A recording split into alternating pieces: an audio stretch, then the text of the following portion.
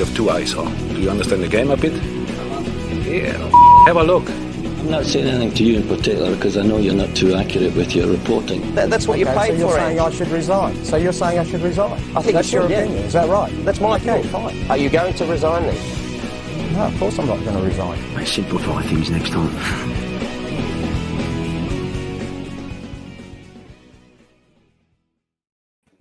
Hello, everybody, and welcome to what is TNC, the Ring-Ins edition. There is no ticker among the other hosts, so basically, it's just down to me to keep everything in check today. I've called upon two people who certainly have plenty of ticker. You know, it was last minute, but we're like, look, who's next on the depth chart? We had to make sure we were bringing in, you know, the worthy people to fill the shoes of the likes of Joey, Josh, and Nick Stoll as well. Nick Stoll over in Europe at the moment. Joey and Josh, just on a serious note, not able to join us. So today we've brought in Ben Smith from WA. Obviously, was on the show quite a while ago, Ben, but welcome back. It's great to have you back on board.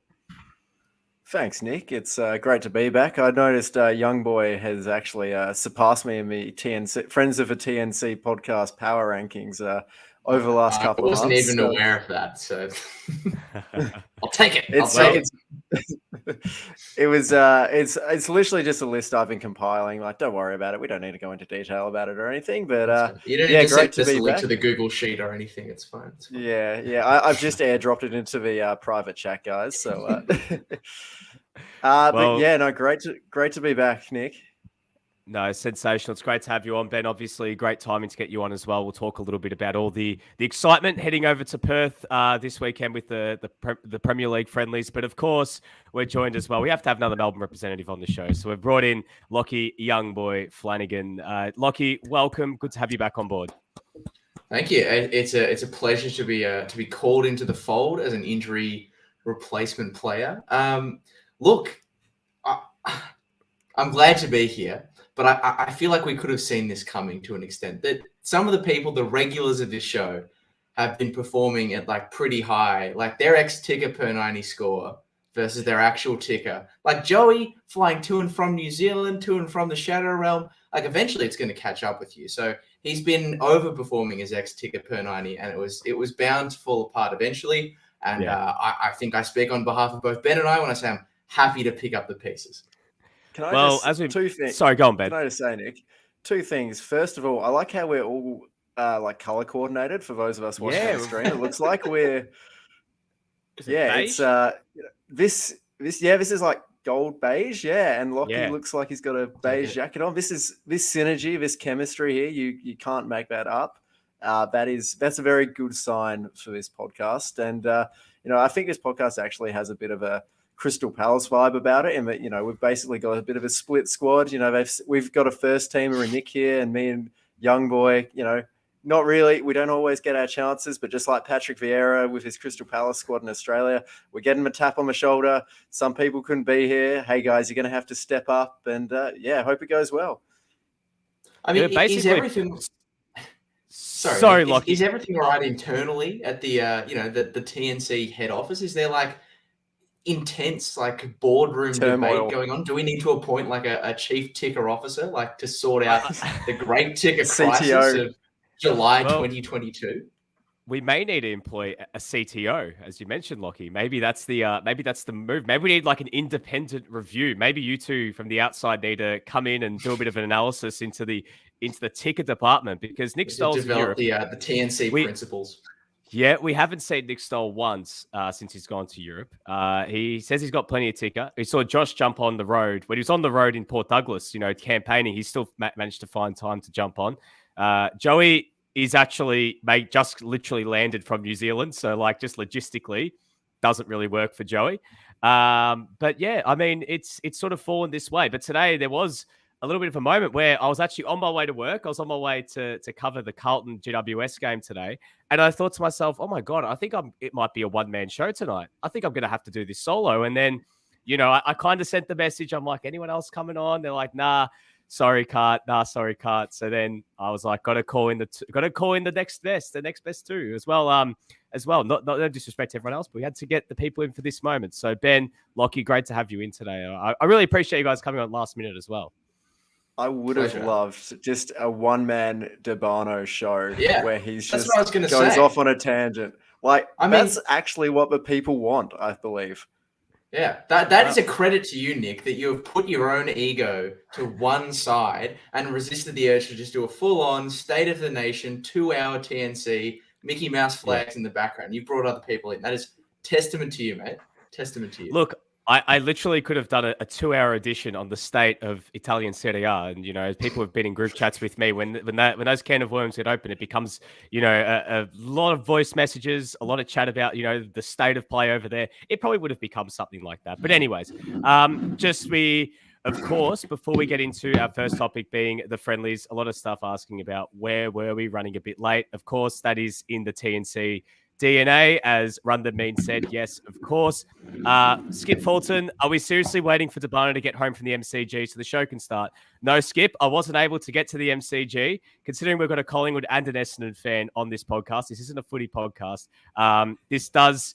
I have to bring it up, Lockie. That was a sensational game at the MCG today. So commiserations on the defeat, considering your messages to me during the game were varying from there's no game of footy on today in the first quarter of there's no footy on today, to in the second quarter you saying, turns out there's actually a game, to your third message being, in the words of David Davutovic, they're up and about. And then after that, complete radio silence, just good stuff, you took it well. I think I earned that one. I earned that one. Even though in the heat of the moment, I literally pulled over I got off the freeway and I literally had to respond to Lockie and Demir Kulash, who sent me red and black emojis prior to that, just to all turn around and just say, get one up here, So it was a good little moment. But anyways, let's get into the show. Let's get into our first topic, that being, of course, the end of the Premier League tour down under. It all came to an end last night. Since the last time we've been on the show, we've had 4 friendlies, one in Melbourne on Tuesday night between Manchester United and Crystal Palace. We had the game up in Townsville on Wednesday between Villa and Brisbane. Then, of course, Leeds versus Palace and Manchester United, Aston Villa over at Optus Stadium. Ben, before we get to you with Perth, Lockie, I want to ask you, considering we're both at the game on Tuesday night, just some final thoughts, I guess, on how things wrapped up here in Melbourne. I guess quite a convincing win for Manchester United, but just in terms of the whole tour of Australia and the Melbourne leg, I guess, what were your thoughts on the whole thing? I don't know, not to lean into the skeptical zeitgeist of TNC so quickly, but I do have very mixed feelings about these international friendlies and where the people are always getting bang for buck. But to be honest, I will say in terms of the actual football that was played between Crystal Palace and Manchester United in particular, look, as you said, Nick, when you were wrapping up the game at full time, it was a nice fun night at the Calcio, but I don't think too much needs to be dug into in terms of the significance of the actual football on offer or what it all means, other than that very saucy goal from Manchester United, which I did enjoy. I thought really that the more fascinating elements were what actually sort of accompanied the game off the pitch, particularly that incident with Harry Maguire, Nick, the booing. I found that very, very intriguing indeed. I'd be interested to gauge your thoughts as someone who was there hearing the cacophony of boos. I thought that it was very strange, but then there was a part of me that wasn't surprised. Like, it almost felt like it was a bit of a meme, and it caught everyone a little bit off by guard, especially sort of the traveling media. I didn't read into it too much because it died off as quickly as it started.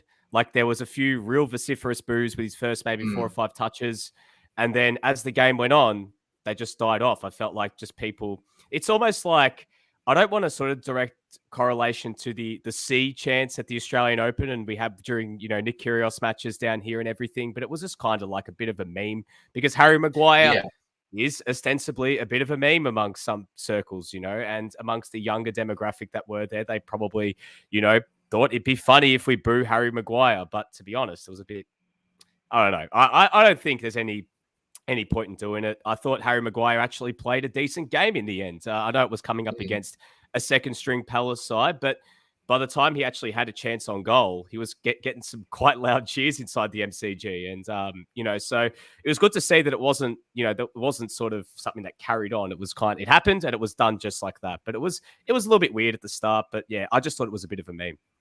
Yeah, I mean, it was interesting because a lot of the comments, the Twitterati at the time as it was happening were like, oh, this is disgraceful. Like, I can't believe Australian football fans were doing it. I mean, it seemed as well that some of the traveling journalists as well from the UK that had seen it seemed a bit taken aback as well. But I think also you are right, Nick, in this. There's an element of leaning into the meme with this sort of thing. And I think as well, what's worth considering in the way that fans here might approach that sort of thing is not everyone who's a Manchester United fan or not a Manchester United fan is what most people are in this community, the kind of, hard nuts who are getting up in the middle of the night to watch every single game and actually critically evaluate the performances of all these players.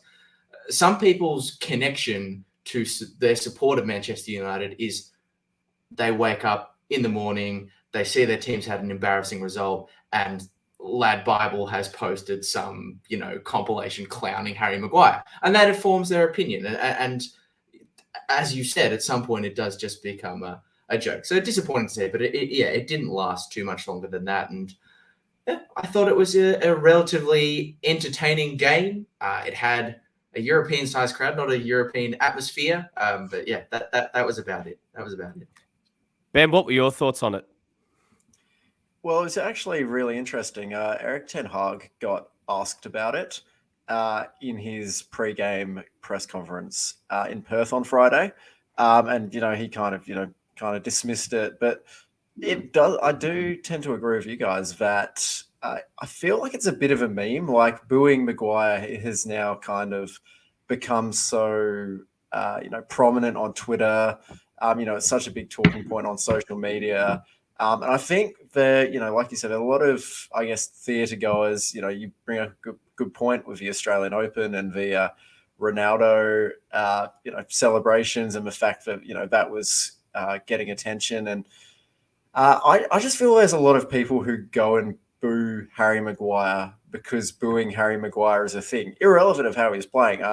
It was very weird at the game yesterday against Aston Villa when Maguire's name got announced pre-game.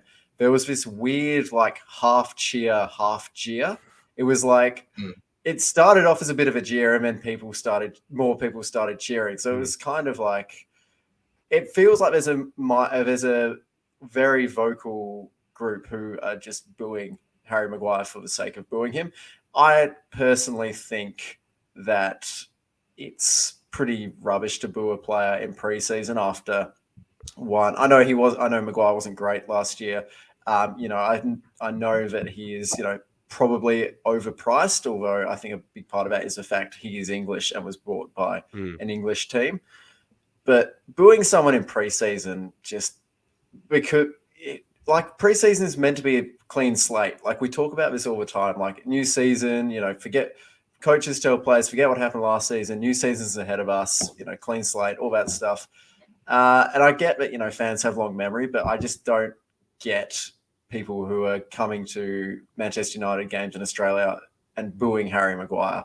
It makes no sense. And also, I thought he was pretty good last night. Had a very good header, expertly palmed away by Martinez in goal, and then made an excellent tackle on Leon Bailey with the game at 2-1 yesterday. Leon Bailey was absolutely excellent for Aston Villa. I'm sure we'll get to that in a bit. But it was, I thought Maguire, and he handled himself quite well during the week, Maguire, at the open training. And even I was sent by work to be at Man United's hotel when they rocked up. We had a photographer there. Someone needed to write the words to the pictures. And Maguire was one of a few United players to actually, he was ushered inside the hotel straight away, but a lot of people yelled out, Harry Maguire, Harry. And he was one of a few players, along with Bruno Fernandes, David De Gea, Erik ten Hag, to actually acknowledge the crowd of people who had gathered outside a hotel in Perth at 9:00 at night on a Wednesday. So, I thought that was pretty good. And I think he's carrying himself the right way if he wants to win over fans who have been, probably a bit too harsh on him. Yeah, I think just wrapping up Tuesday night, I think, from a whole spectacle point of view, I mean, getting 75,000 to the MCG on a Tuesday night, I think for two teams like Manchester United and Crystal Palace, I think is a big tick. There were some comments from people saying, but the MCC was empty, this, that. But there's one thing we've got to remember is that crowds at the moment, it's hard to expect a full house anywhere at the moment in Australia post-COVID, especially, for both those games, as we spoke about a couple of weeks ago in regards to the lack of promotion, in regards to the games, and it felt like the promotion really only started to slightly ramp up the week of the Melbourne victory friendly. I think getting 150,000 people through the gate between the two games was fine. Like, we're not going to expect an atmosphere like Old Trafford, like I think some might have expected. I don't know where they were pulling that from, because we know that majority of the people that were going were theatre goers. You're not going to expect, 70,000 people at full time singing Glory, Glory, Manchester United. It's just, that's a pre-season friendly for you. And I think that, in the end, I think when it's hard to kind of look at the football on display. Like, you can look at individual moments, you can look at some passages of play and go, yep, that looks good. Because there were some moments where Manchester United looked really good on Tuesday night. Like, Lockie, you spoke about that second goal. That was just brilliant football. I mean, even the first goal was really nice. Some of their passages from defence to attack were really, really well done. And Anthony Martial's form has been sensational as of late as well. But I think that the fans in particular, I think the one thing with preseason friendlies as well, fans, if you put it from their point of view, is you want to see as close to a first team as possible. I mean, a lot of fans were disappointed, pro-Manchester side fans, that Cristiano Ronaldo wasn't there and didn't play in either of the games, which, I mean, it's fair enough because it is Cristiano Ronaldo. And a lot of people, if they're just not even Manchester United fans, they're Ronaldo fans. Like, there are people, it's like being a LeBron James fan. You follow Cristiano Ronaldo like some people follow LeBron James. Some people follow Lionel Messi in that same way as well. When he moved to PSG, similar sort of stuff, but to a different extent. So I think the fact that United fans were able to see, if it was for 45 minutes in each game, kind of, a bit of a full strength 11 for that period and see some really impressive stuff from some of the young players, I think they'd be quite happy about it. So I think overall, when you look at least the Melbourne leg, I think it was a success in terms of the both the events. Obviously, we'll talk a little bit about the off-field stuff with a certain object that we, obviously that has caused a little bit of a stir amongst the football community. But I think overall, it was fine. I think it was fine for what it was. And I think that, hopefully down the track, we could start to see more teams come out, see some other teams that we haven't seen down here. I know, speaking as an AC Milan fan, I would love to see more Italian teams down here. But I'd love to see AC Milan down here just in general, because they played the Socceroos down here many times in the 90s. Like, they are a team that have come to Australia and have a big following down here. I'd love to see a team like Inter. I'd love to see maybe even a team like Chelsea or Arsenal come down again as well. Like, maybe just vary it up a little bit and see this a little bit more often. But moving away from the theatre going Melbourne point of view, just a quick one. Did anyone catch the Brisbane Roar Aston Villa game up in Townsville? And what were our thoughts on it if you did? Because, again, very small crowd up in Townsville, which you can expect. I mean, it was a Wednesday night. It was in Townsville. The game wasn't great. Any thoughts on that before we move on to Perth? I did not watch it. I was in the midst of EPL teams arriving, I think, when that was played. Like you say, Nick, by the sounds of it, it was a pretty terrible crowd. It feels like one of those, if a tree falls in a forest, does it make a sound sort of thing. Did anyone in the comments see it? Maybe we should just throw this segment over to our loyal listeners.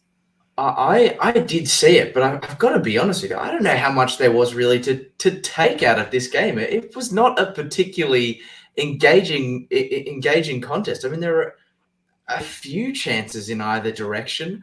We got to see Charlie Austin in a Brisbane Roar shirt for the first time. That's probably the most, irrespective of the result in the actual match, which, to be honest, not a lot to write home about on either account.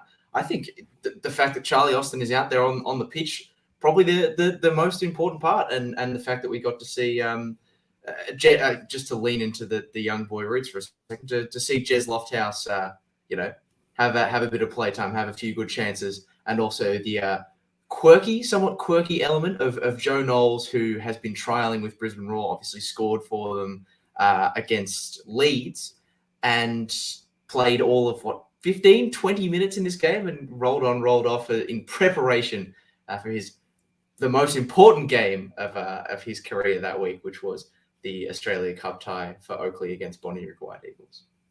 Yeah, No, I sure. thought Charlie Austin's really the headline. Yeah. Well, what did you think of Austin's cameo, Lockie? I mean, came close to scoring. What were your thoughts, I guess, on what you saw from him in a very limited and obviously in a friendly? We're probably going to have the chance to see him on Wednesday night. We'll talk about later. But I guess what you saw, is there anything to take out of that? Like, what did you, I guess, see that from him? I probably take less out of his actual performance in the game because, as you said, he had that sort of one distinct chance, didn't really feature much other than that. You could see how, even from that chance, while it was wayward, you could get a kind of glimpse into how he might potentially link in and provide a more permanent focal point for a Brisbane team that not going to be a surprise to anyone for me to say that they desperately need a permanent focal point. But his post-match interview, he was just really, really positive about the environment in Brisbane Roar at the moment, the experience he's had so far in Australia, and also the quality of the player that he's working with. And I wonder if he might be a good character to have around the dressing room, particularly for some of the younger lights. And even though his ranking on the NRI scale is a bone of contention that continues to wage on in the TNC fandom and in the members of the show itself, I do think he will still be one of those guys who the actual character of the man is going to bring a sort of a net positive to the league, and that is even with me putting to one side his affection for Red Rooster, which I'm not sure about that at all. Yeah, that interesting choice of fast food option is one of the first ones off the bat. You can go anywhere else, but Red Rooster, do people still go to Red Rooster? Like, I mean, Red what still exists? Chicken treat, mate. Chicken treat. Yeah, this is the thing that surprised me is that tweet, for those who don't know what we're talking about, that tweet from Charlie Austin saying that he was recommended by someone else to try Red Rooster. Whoever is recommending Red Rooster as a food option, come outside. I just want to talk. It's not even the best chicken fast food option in the country, let alone the best fast. Anyway. If he bangs in the goals, he can eat whatever he likes. That's my final word. I think if he's eating Red Rooster on a regular, I'm not sure he will be banging in the goals. I'm not sure how the Brisbane coaches and the nutritionists felt about his Red Rooster tweet. They would have.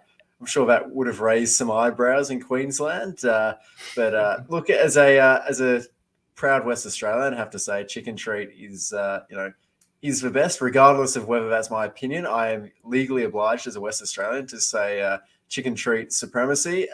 Nando's is also quite good. Lockie, do we even have chicken treat in Victoria from memory? Like, no, is that just a WA thing? I was going to say. I think it's a WA thing, but given my sorry, not to labour the point on this because we should be talking about serious footballing things. Sorry, have you ever been past a Red Rooster and actually seen a customer inside? Like, I have not seen a single person other than people employed to work at Red Rooster inside a Red Rooster for a long time now. Please, in the comments, Red Rooster customers, reveal yourselves. Do you know what it's like? Sorry, go on, Ben. I used to work at Coles, and there was a Red Rooster next door to it. So occasionally, on those days when I didn't have lunch, I'd just go to Red Rooster and get some chips or some, chicken nuggets or something. And occasionally I went for, every time you go past Red Rooster and you're like, oh yeah, I could really do a hot chicken roll. I mean, you have said hot chicken roll from Red Rooster and you're like, well, I'm never doing that again. Like, it is there is no more disappointing food that on the regular than a Red Rooster hot chicken roll. It is never, ever good. Like, I'm sorry if there's any, I'm sorry if there's any potential Red Rooster sponsors listening into the pod hoping to get a deal for TNC. I've either ruined the deal for TNC or I've ensured that I'll never be appearing on this podcast again. But it's just not great. I'm sorry. It's not great. No, it's funny because I think the only people I know who have or had Red Rooster was when there were Red Rooster stalls inside the MCG, and people would just go to the Red Rooster downstairs because they would have better chips. They'd have the chicken salt chips, but no one like there's a Red Rooster near my house, and Lockie, you mentioned like there's a Macca's next door and there's a Red Rooster next to it, and no one is ever going through the drive-through with the Red Rooster. It's like the people are just employed to stand there all day and just wait, and they get a customer, and it's like, oh my God, like, what do we do, guys? Again, so if there's like a prospective sponsor listening, we'll stop the shitting on Red Rooster and actually move on. Ben, let's go over to obviously Perth and chat a bit about the final two legs of this Premier League tour. You've had the joy of following along United, Leeds, Villa and Palace, obviously over to Perth Friday night and Saturday night.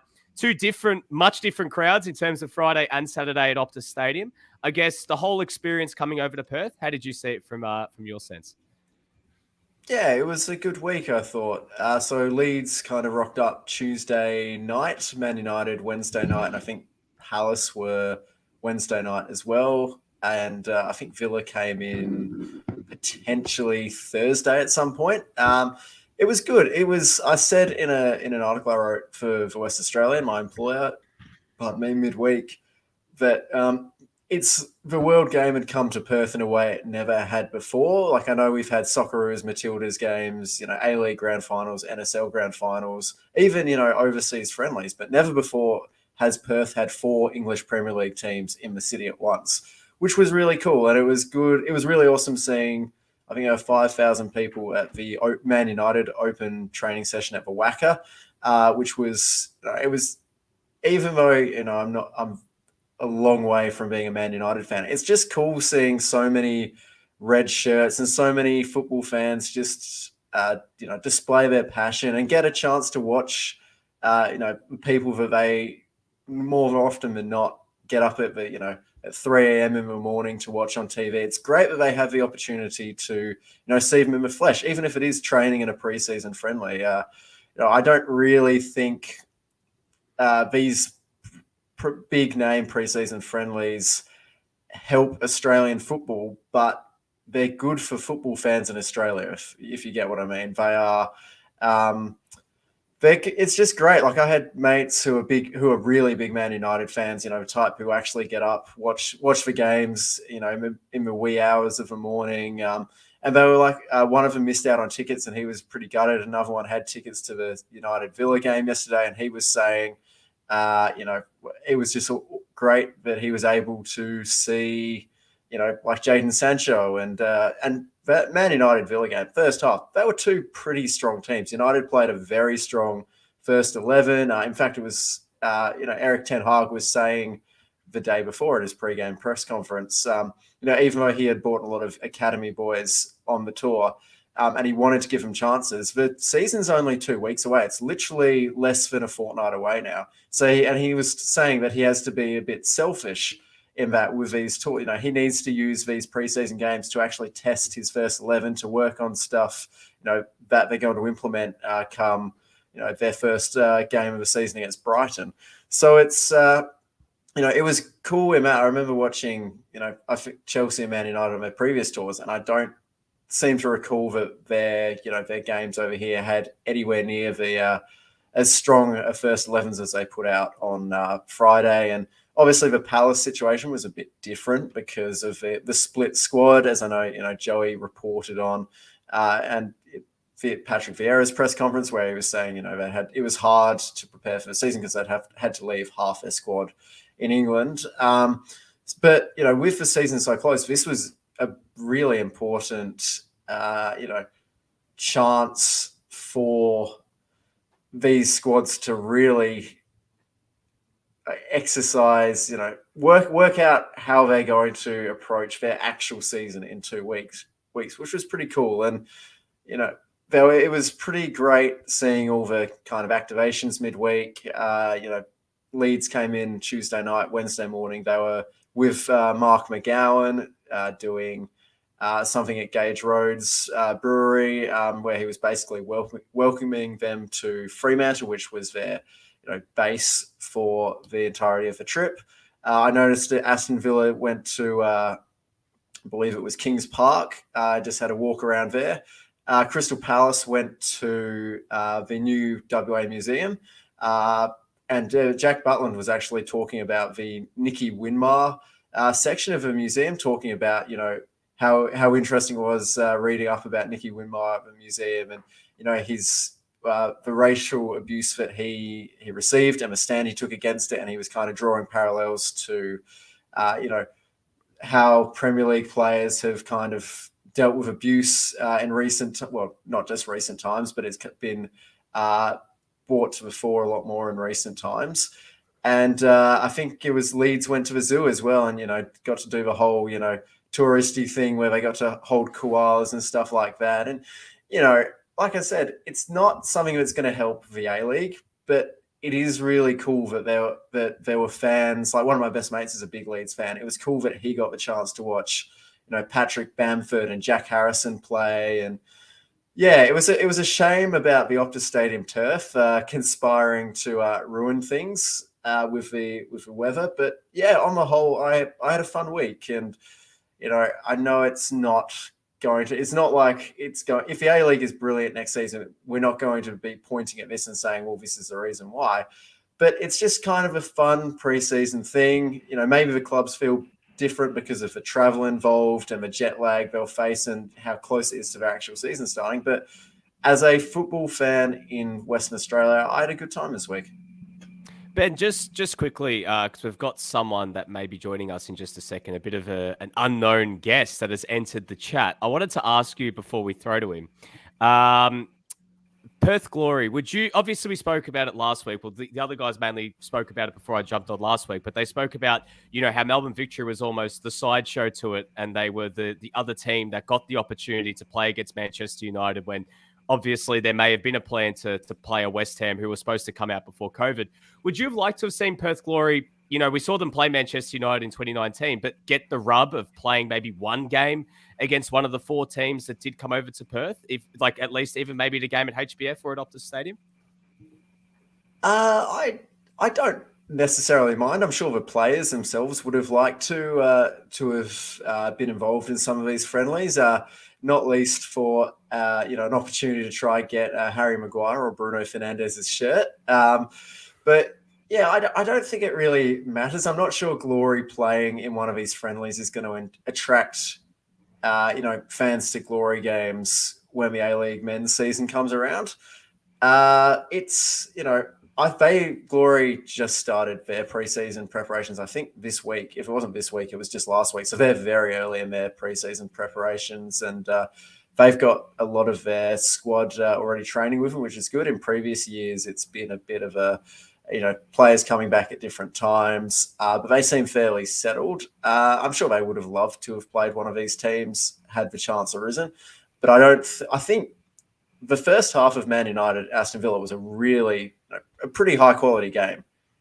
Far more high quality than than pretty much every A-League men's game I watched last season.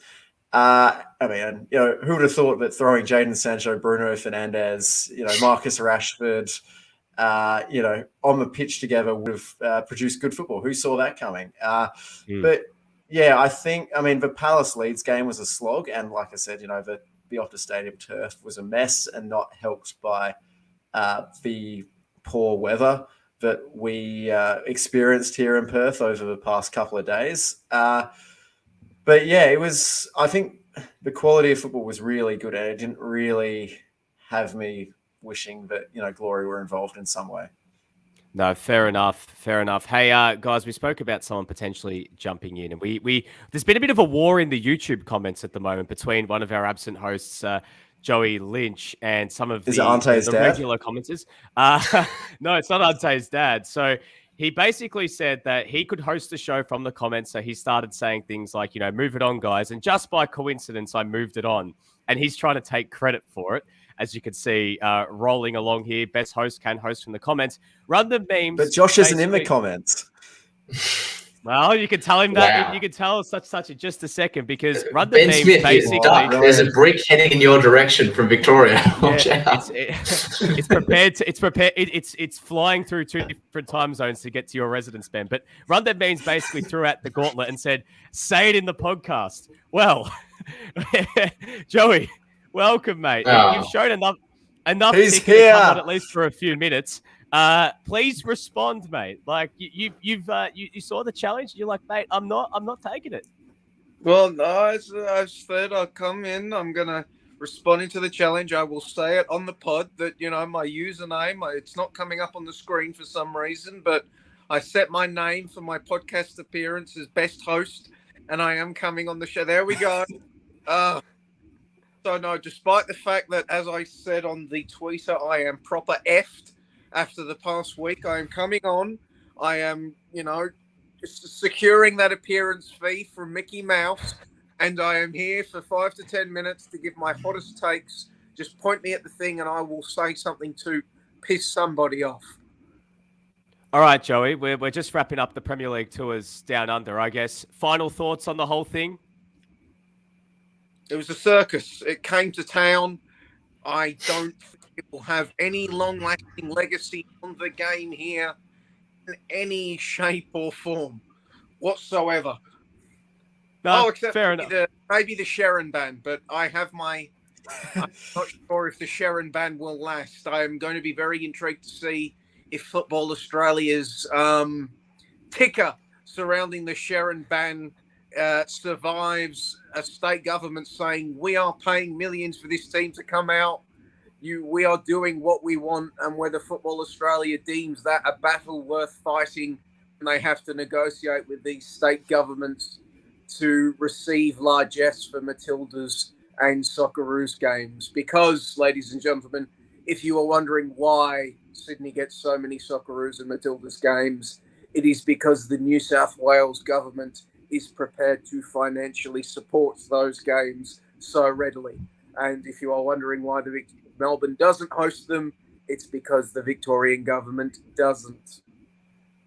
Well, Joey, before we let you go, because you look like you genuinely need to get some sleep after flying back from New Zealand, mate. Like, I respect the fact you jumped. I've never seen someone look so spent before. Disheveled. Like, genuinely. Yeah. So tired. Like, mate, you're making me tired. You're making my ticker levels just drop right now.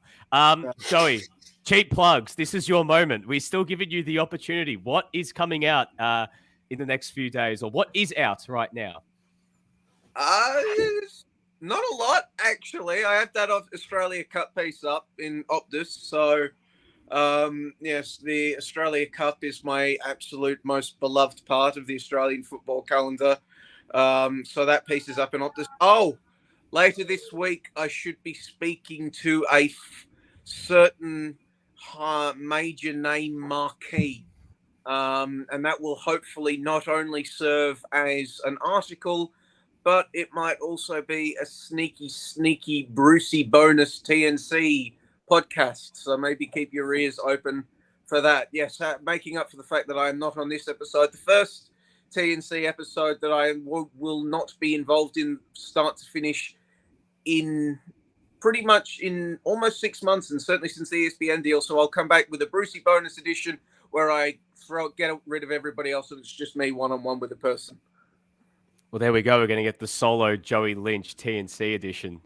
Really looking forward to that. Well, obviously, like I said, very high profile, very high sugar potential interview.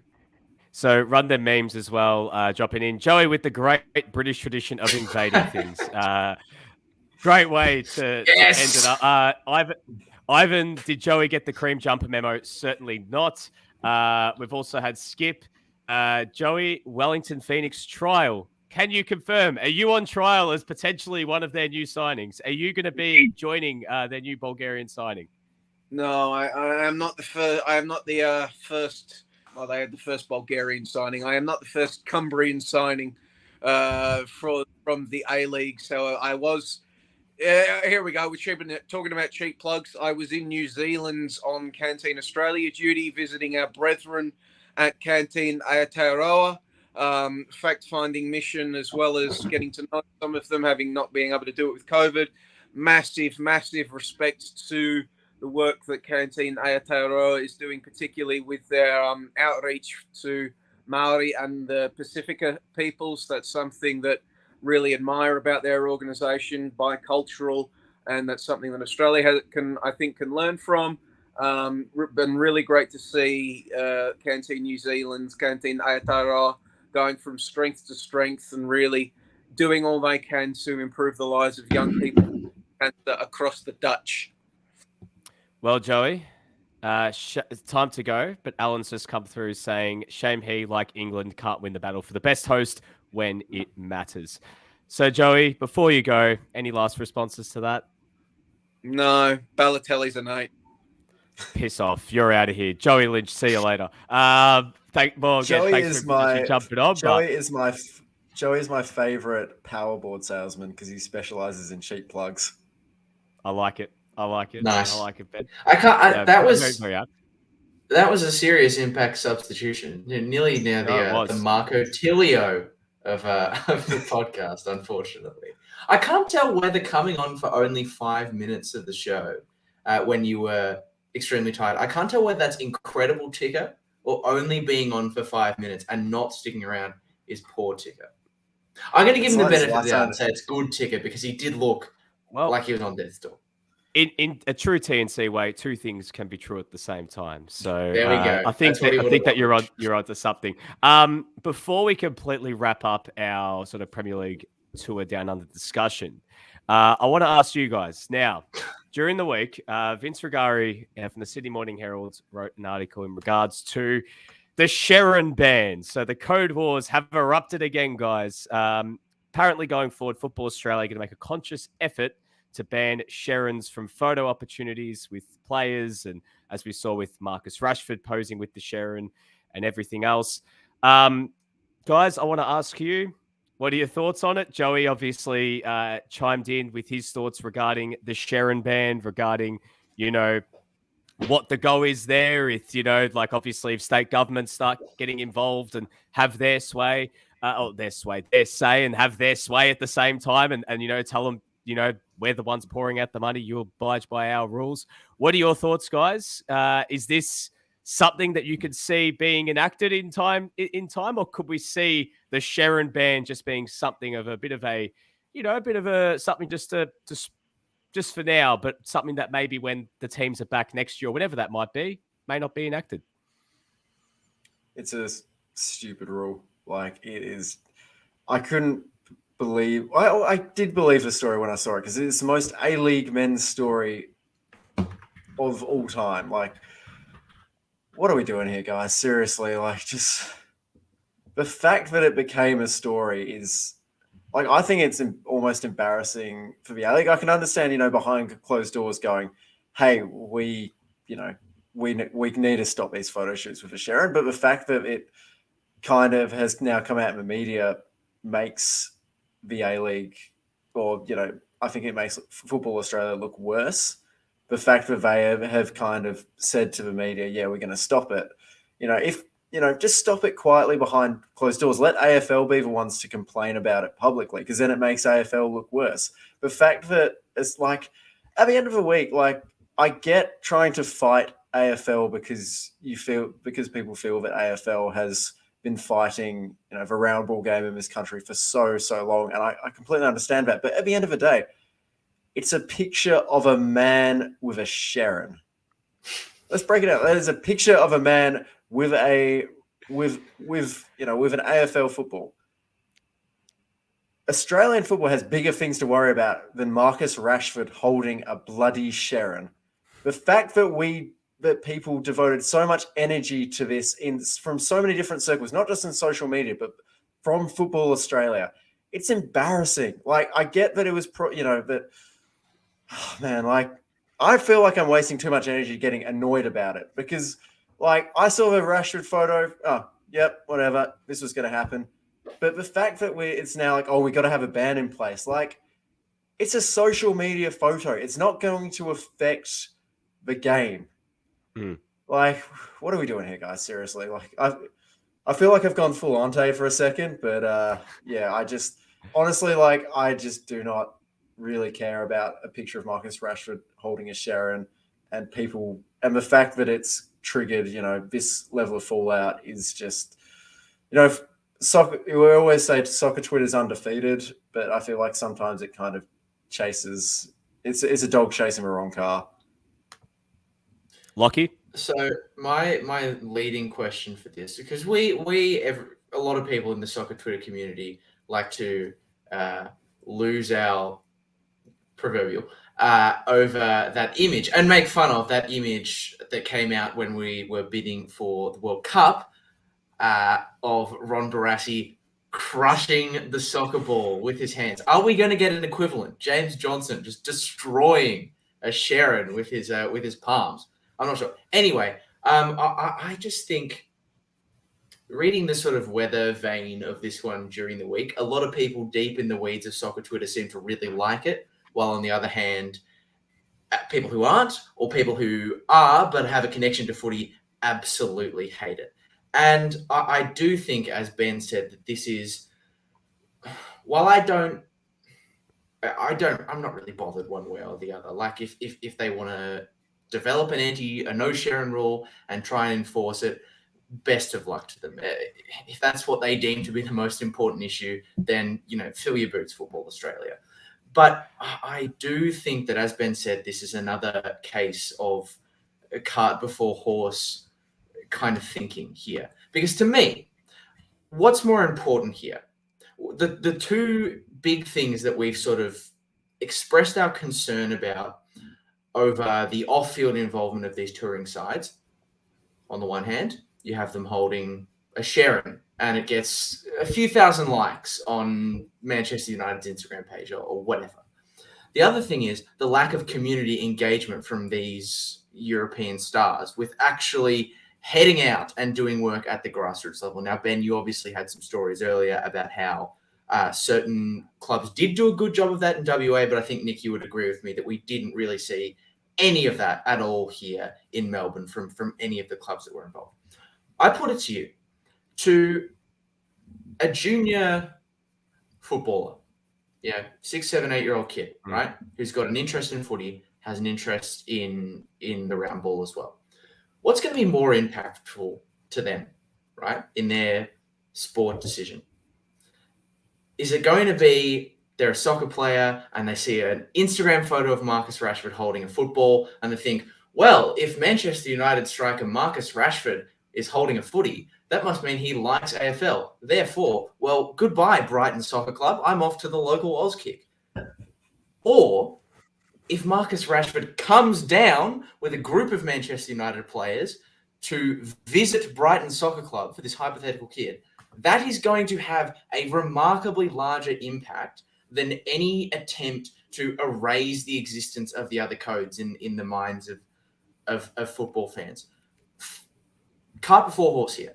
Let's not focus on denying this silly Sharon photo op. Rather than trying to stop that from happening, let's actually enshrine involvement of these players and clubs at the grassroots level. Like if they're coming here, they have to be involved in a certain amount of community events where juniors can reach out and, literally, figuratively touch them. So they can get that sense of what it's like to be involved at the elite level rather than, oh, well, he's not holding a Sharon. I think that's the more important issue to focus on here than the denial of other codes' access to these people. Because the other problem with that is you're poking the bear. You are poking the bear when you try and deny the AFL what they want. And is that going to end well? I don't know. Ben? I just want to point out there's something very interesting which I witnessed in the tunnel last night as I headed to the post-game Manchester United mixed zone that they held for with Eric Ten Hag and I believe it was Diego Dalot who was also there. Pardon me. So there was a very interesting well-known WA celebrity waiting just next to the Man United team bus with a Manchester United jersey in hand, waiting for Marcus Rashford. Actually, his name is Nathaniel Fife, and he was waiting for Marcus Rashford, and I believe he got Marcus Rashford to sign his Manchester United thing. There's nothing on Fife's social media stuff about it, but I saw it with my own eyes. I saw Fife waiting. I saw he had the Manchester shirt. Actually, sorry, let me rephrase that. Gary Adshed, the WA journalist who is a big Manchester United fan, actually took a picture of Rashford signing the shirt for Fife. But so I just want to know how Football Australia is going to stop that crossover. I mean, if other people saw Nat Fife with a Manchester United shirt, I think there'd be some very confused and conflicted people. Lockie? At the end of the day, as well, are we as a footballing community? Do we not get the last laugh here? Like, to put it in the context of the whole tour, okay, there's been a few interactions between AFL players and European football players. Okay, but we've also had tens of thousands of people attending the games with no connection to the Egg Ball at all. It's been exclusively football, and for the 2 games in Melbourne, 75,000 people were there each time. Who's the real winner there? Who's the real winner? That's what I'm saying. Just a small thing before I throw to our next topic, because we actually are now joined. Talk about invasion, so we've actually got 2 extra people joining. Got one returnee and one coming in from an undisclosed location. Just one thing I want to add. I think the big thing is for me, when these teams come out, I just wish that there was more promotions. You mentioned, Lockie, with the local clubs, like whether it was just a visit or, doing something like that. Like we saw, as Teo mentioned last week, what Juve did when they came here and they went down to formerly known as Moreland Zebras, now actually being called Brunswick Juventus, and, took over their socials and did some stuff down there. That's the sort of stuff I would have loved to have seen. Because you mentioned, Lockie, as a young kid that's playing the game, they would have gotten such a kick. Just having... Whether it's, one or, absolutely. They'd be talking about that for years. They'd be talking that into their teens, into their adults. Like, oh my God, I was a kid and guess who came to training when I was at my junior club? Like, that's something you don't forget. And we've probably all had moments we've played at junior clubs where whether it was an A-League player or whether it was, even if we did Auskick, and sorry to bring it back to footy, but there was a player that came down and you got such a kick out of it. You're like, oh my God, like, guess who came to training? Like, I remember when I was in under 12s, Robbie Cruz and Lee Broxham came to one of our training sessions one time. And that was like the most exciting thing ever, because it was like, oh my God, it's Broxy and Robbie Cruz coming to a Doncaster Rovers training session. Like, how? Like, they're taking time out of their Tuesday on a really cold night to come and, spend a bit of time with us. And that was awesome. So, and I'm sure we've all had experiences like that as well. I mean, Nick, when I was 12, I got a photo with Golgol Mabratu when he was playing for Melbourne Heart. And Nick can back me up. I still talk about it to this day. I mean, people can verify this on my Twitter after the World you Cup. Spoke to Andrew. Photo with Andrew Redmayne. You did it because matter. You were the oracle, Lockie. It wasn't because you just got a photo. You had a vision and you had to tell them what you had to tell them what was coming in the future and what they had to be ready for. Hey, let's throw in to now our invaders. First of all, Joey has actually come back. It's like what this is like? This is like being a parent and having a kid that won't go to sleep. And, he keeps coming back and he's like, can I start for another half an hour? No. But he's come back, but so has another. Now, we spoke about it like a ticker. And I think he heard at the start of the podcast where I said, Josh came on from Port Douglas. Where is he? Why is he not coming on? Well, Nick Stoll decided I'm going to come in from Portugal. Oh, put a shirt on, Nick. Come in shirtless from Portugal. Stoll, this is still 8:30 p.m. Like, this is Does this breach watershed? Like, this is a big concern, Nick Stoll. Like, where are you, my friend? Like, whereabouts in the world are you, and what's going on?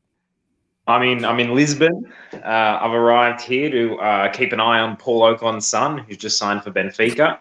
But look, I've got some bad news, guys. I've got some bad news. I've been in Portugal. I've been in Spain. I've been in Germany. I've been in Scotland. I got some bad news to report here in Europe. AFL has officially taken over Europe. As soon as they saw that photo op with Marcus Rashford and the AFL Sharon, They've given up. They've given up. The season's cancelled here. Benfica's gone. Sporting's gone.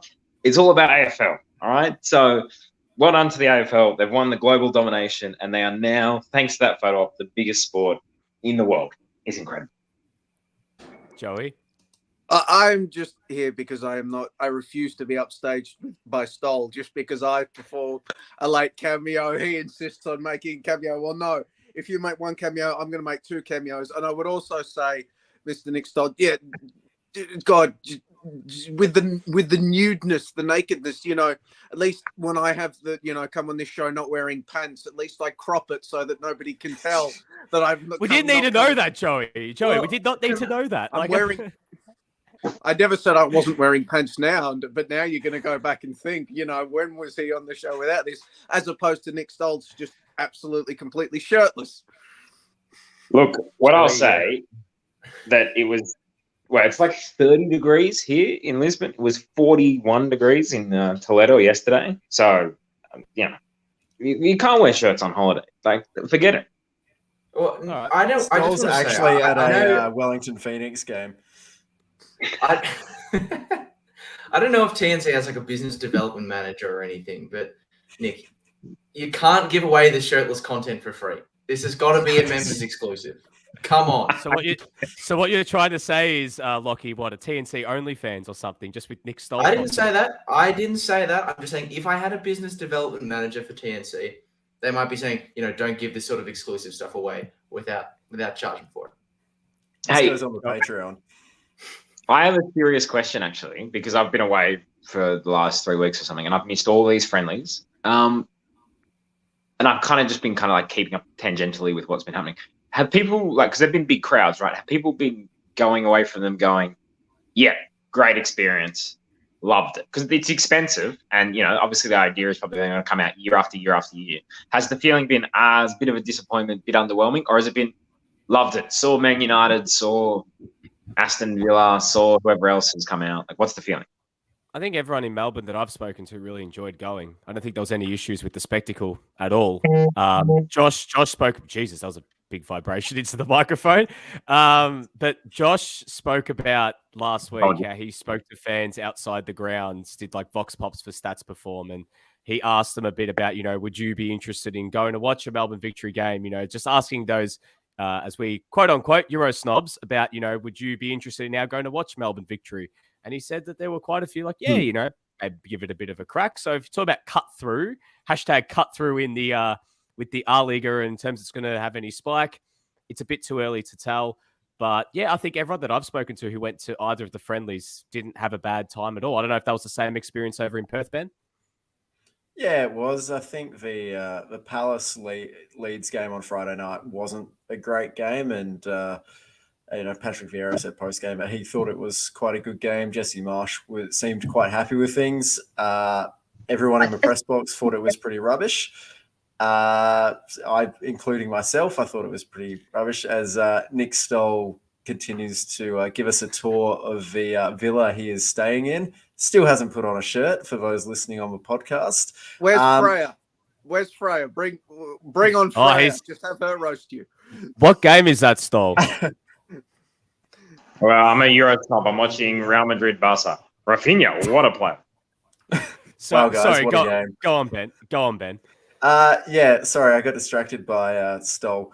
But yes, Man United Aston Villa was actually the first half was actually pretty good standard of football.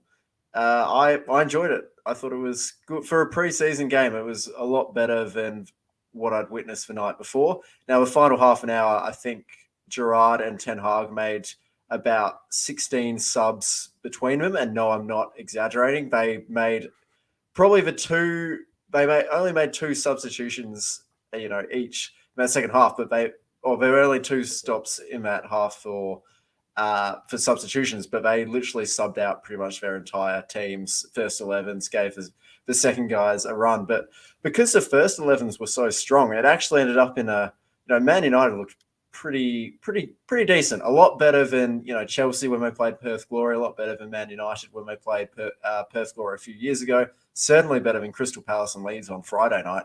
And yeah, like I said earlier, it was pretty much full strength teams for both Man United and Villa for the first hour or so. And then at halftime, Villa made a couple of changes. Leon Bailey came on and looked really, really good for Villa. Villa fans, get on Leon Bailey, top scorer. If you're that way inclined for the season, that's my hot tip. He looked really good last night. And Jadon Sancho also looked really good for Man United. As he does, keeps finding like nice pockets of space, doesn't get drawn towards the ball. And it was good seeing world-class players. Just even though it was a friendly, though the intensity wasn't quite there. Even some of the guys in the press box remarked that it was not only was it better than Friday night, but it felt closer to a Premier League intensity. Joey, you look like you had something to say. No, I saw Stoll's nipple. We've all seen things tonight we weren't expecting to when we agreed to come on this podcast. Look, what I would say is, first of all, free the nipple. Second of all, so I guess these have been successful, right? I'm assuming the clubs have made their money, and that's the only reason they're coming here. And then the fans have kind of been happy. So would we deem these things successful? Yeah, because that's all these things are about.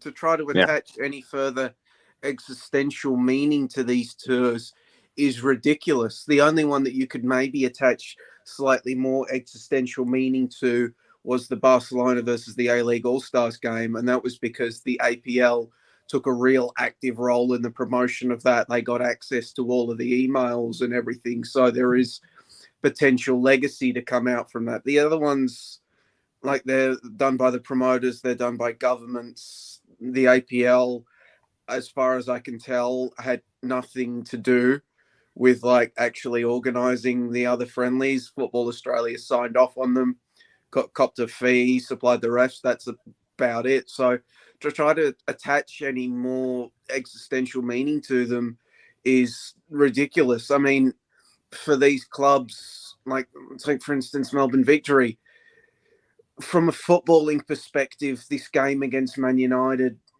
more value, but probably less important from a football perspective than their game against Western United next month.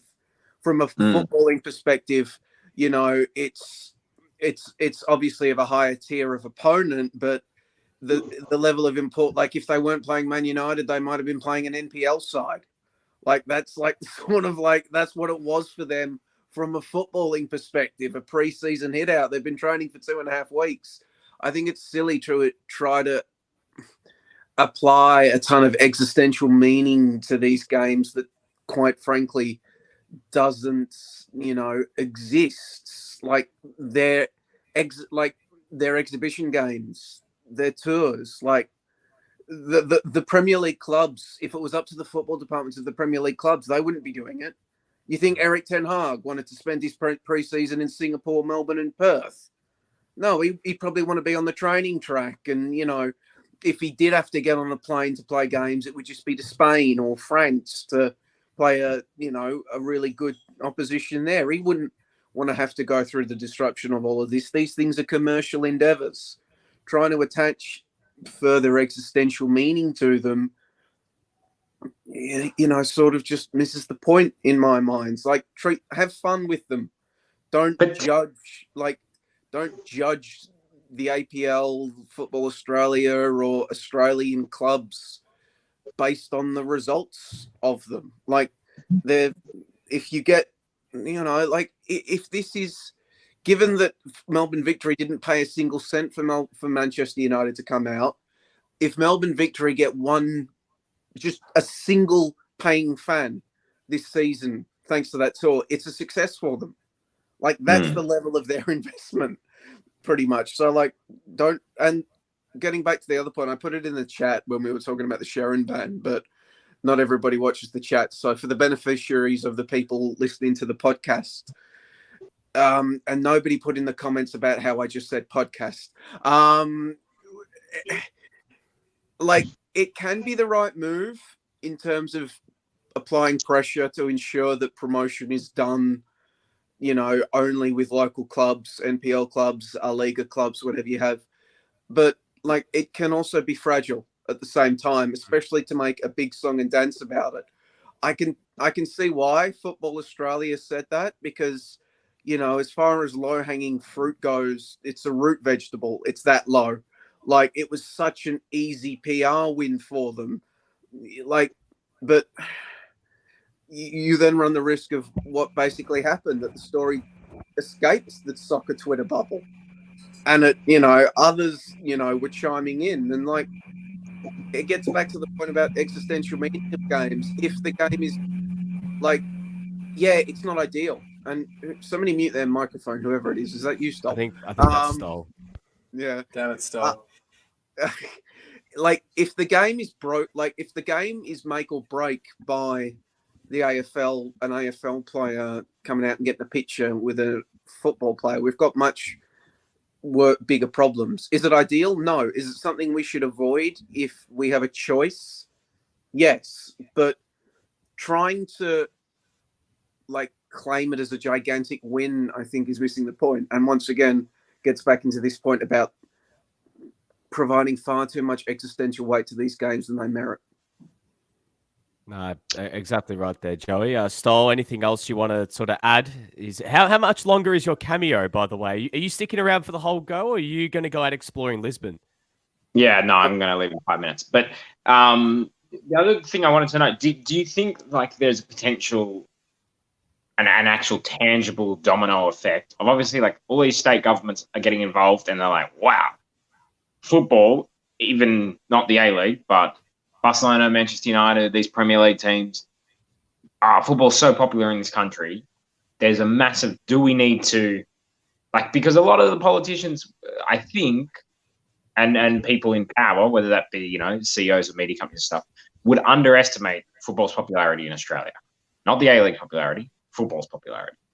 Do we think that tide is turning? No. No. That's going to take a successful World Cup, Women's World Cup, potentially an Asian Cup to follow it, and it will take the A-Leagues getting their act together. And to be honest, a lot of it absolutely doesn't involve fans and attendances and games at all. It comes back to, it's generational. How many generations of AFL administrators and NRL administrators have been getting their tendrils into government? These things, it's well over a century, possibly, of executives from these codes getting their tendrils into government and establishing relationships and soft power and just institutional power. You don't reverse that. You don't reverse that in a year. Like, for the vast majority of Australian football's history, it's, Freya's telling Stoll off, yay. For the vast majority of Australian football's history, it's been an institutional basket case. How many national federations have run the sport in Australia in its post-war history? A ton. You don't reverse these things with government just because the biggest brand in the world came out. And, it's basically asking the question, they filmed Thor, Love and Thunder in Queensland. Does that mean the government's going to start investing in art house Melbourne cinema? No, because like technically they're the same thing, but they're not. Like you've got to, like, it takes deep-seated campaigns and a long and generational change. I just want to generational change. That's why we're going with a different edition today, Stoll. That's why we're going with the Ring-Ins edition, mate. Like, this is generational change. Ben, the Ring-Ins at a too high level. You need to bring it back. Can't even hear a word you're saying. Has Freya turned on the microwave over in Lisbon? Mute yourself. Ben, did you want to add anything else to this? Yeah, I do think the WA government understands that football is well supported in WA. They've definitely made a big push, not just with football, but also tennis under the current Labor government and Mike McGowan. Roger Federer came out to the Hopman Cup a couple of times, and that was the WA government basically were involved in securing his services for that as part of a tourism campaign. And these big high profile EPL friendlies, even going back to Chelsea, the government has had its has had a hand in organising all of those. But I think they view football as a means to increase tourism. They understand how popular football is in Australia. Therefore, they will bring teams to Perth so people will fly interstate and from overseas to watch the World Game. And even, they're upgrading HBF Park at the moment in time for the Women's World Cup. That is still done through a prism of tourism, because who's going to come to the Women's World Cup? Not just, local football fans, but people from interstate, people from overseas.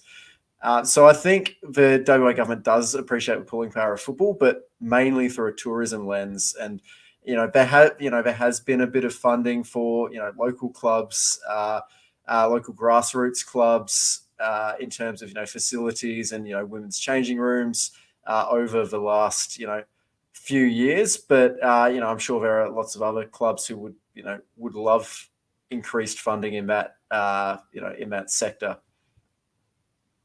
Sorry, Ben. Stoll just while you were talking gave us a tour of I his know. apartment, and Joey was looking dumbfounded the entire time. I gotta go. It's been a pleasure. I think you should. I think go and enjoy your holiday, mate. It's all good. I'm joking. I came on my holiday, on my timeout, to help the team. That's what I'm willing to do. All right. And I think, for one, the people are at least grateful. No, we are grateful. We're #fans grateful, Stoll. But the fact is, you're providing a bit of distraction, and I think that you should go and enjoy your holiday. Just as told you as a mate. All right. Enjoy. See you, mate. Thanks and success. So All Nick right. Stoll joining us from there. Joey, are you going to stick around, or are you actually going to go to bed? Nick Stoll, I'm leaving again. Thanks All right. and success. Balotelli's an 8.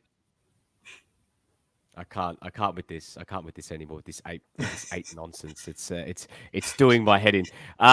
We've got just some of the comments coming through. Skip saying there are allegedly 35,000 fans from interstate who came to Melbourne for the Manchester United matches. That's an investment in tourism by the Victorian government as much as an investment in football. Ivan as well coming through saying, we keep saying it, some Australian football fans are already loyal to an Australian club. Those clubs just don't play in the A-League. And that, for me, is a really good segue into the Australia Cup, which kicked off last week. Lockie, we had the joy of jumping on the bit of a cheap plug for the two of us. We had the joy of jumping on the Australia Cup live Twitter Spaces on Thursday to talk all things, sort of bonkers games that happened last week in the round of 32. Just running through the results, for people who haven't seen those results come to fruition. Oakley 5-0 winners against Bonnyrigg. Avondale 6-0 winners up north in Darwin against Mindle Aces. Modbury Jets 5-2 winners against Armadale. Ben, I want to ask you a little bit about Armadale in just a second, losing to a second division South Australian side. And I'm sure Lockie has plenty to ask as well, which we'll talk about in the pre-show chat. And Bentley Greens with a 2-1 win against Broadmeadow Magic in extra time down at Kingston Heath. Guys, first impressions of the first match day. Good to have the Australia Cup back, but good to have it back in kind of its old traditional sort of sense. I mean, no more zones, no COVID affected. It felt like there was a bit of that magic of the cup back. It always is exciting when it comes back, when we get to the final stages yet again.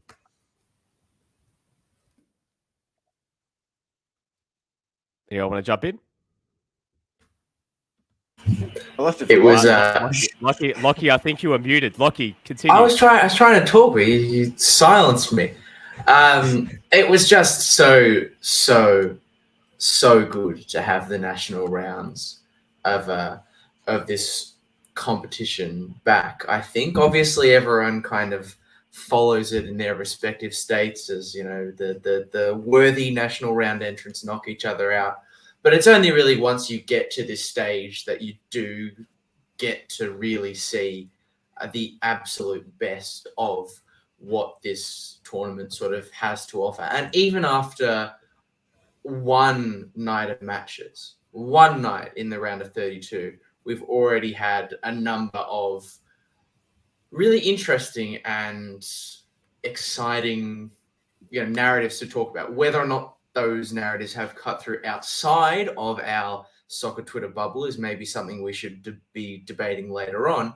But I mean, the whole Mindle Aces story, this, you know, community club or Norzone Premier League club coming up against one of the sort of glitterati of the semi-pro soccer scene in Australia, in Avondale, one of the only teams, or maybe even the only team to the best of my knowledge, who flew up for their away trip a day early and paid that extra beyond the funds that were made available to them by Football Australia to you know, travel and all that sort of stuff. Obviously not getting a result in the end, but a great crowd for them, the chance to play a 14-year-old alongside a 45-year-old in their 11. Obviously in the Broadmeadow Magic game, was it Bowling, the keeper? Zach Bowling. Lockie, 19... you know I can talk about Zach Bowling all day, mate. Like, this 19 years of age and a masterclass. Unfortunately, not enough to deliver his side a win. Bentley Green's getting a dramatic win after extra time in a game they dominated. I could go on. There's probably more things that you two will inevitably add, but God, it was just nice to have all those little narratives, and crucially, non-food narratives. There is so much, as much as I am here for the enjoyable food of the cup and all that sort of stuff.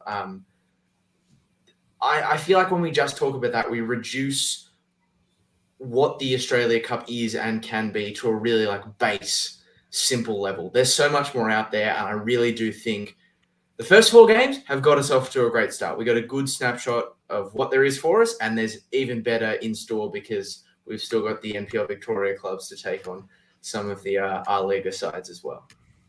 Just quickly before I get to you, Ben, I mean, it's good to hear, like you mentioned, about the food, because Bentley Greens had kind of become this like team that had done really well in the Australia Cup, or formerly known as the FA Cup, but everyone kind of knew them because of the Souvlakis, and I don't think that's a very fair kind of summation of Bentley Greens and what they are as a football club, and also, you know, what they've been able to achieve in this competition, which by any means, when you compare all the other state league sides that have competed in the Australia Cup, no one's been as consistent as Bentley Greens in this competition, making semi-finals, you know, knocking off top quality A-League men's sides.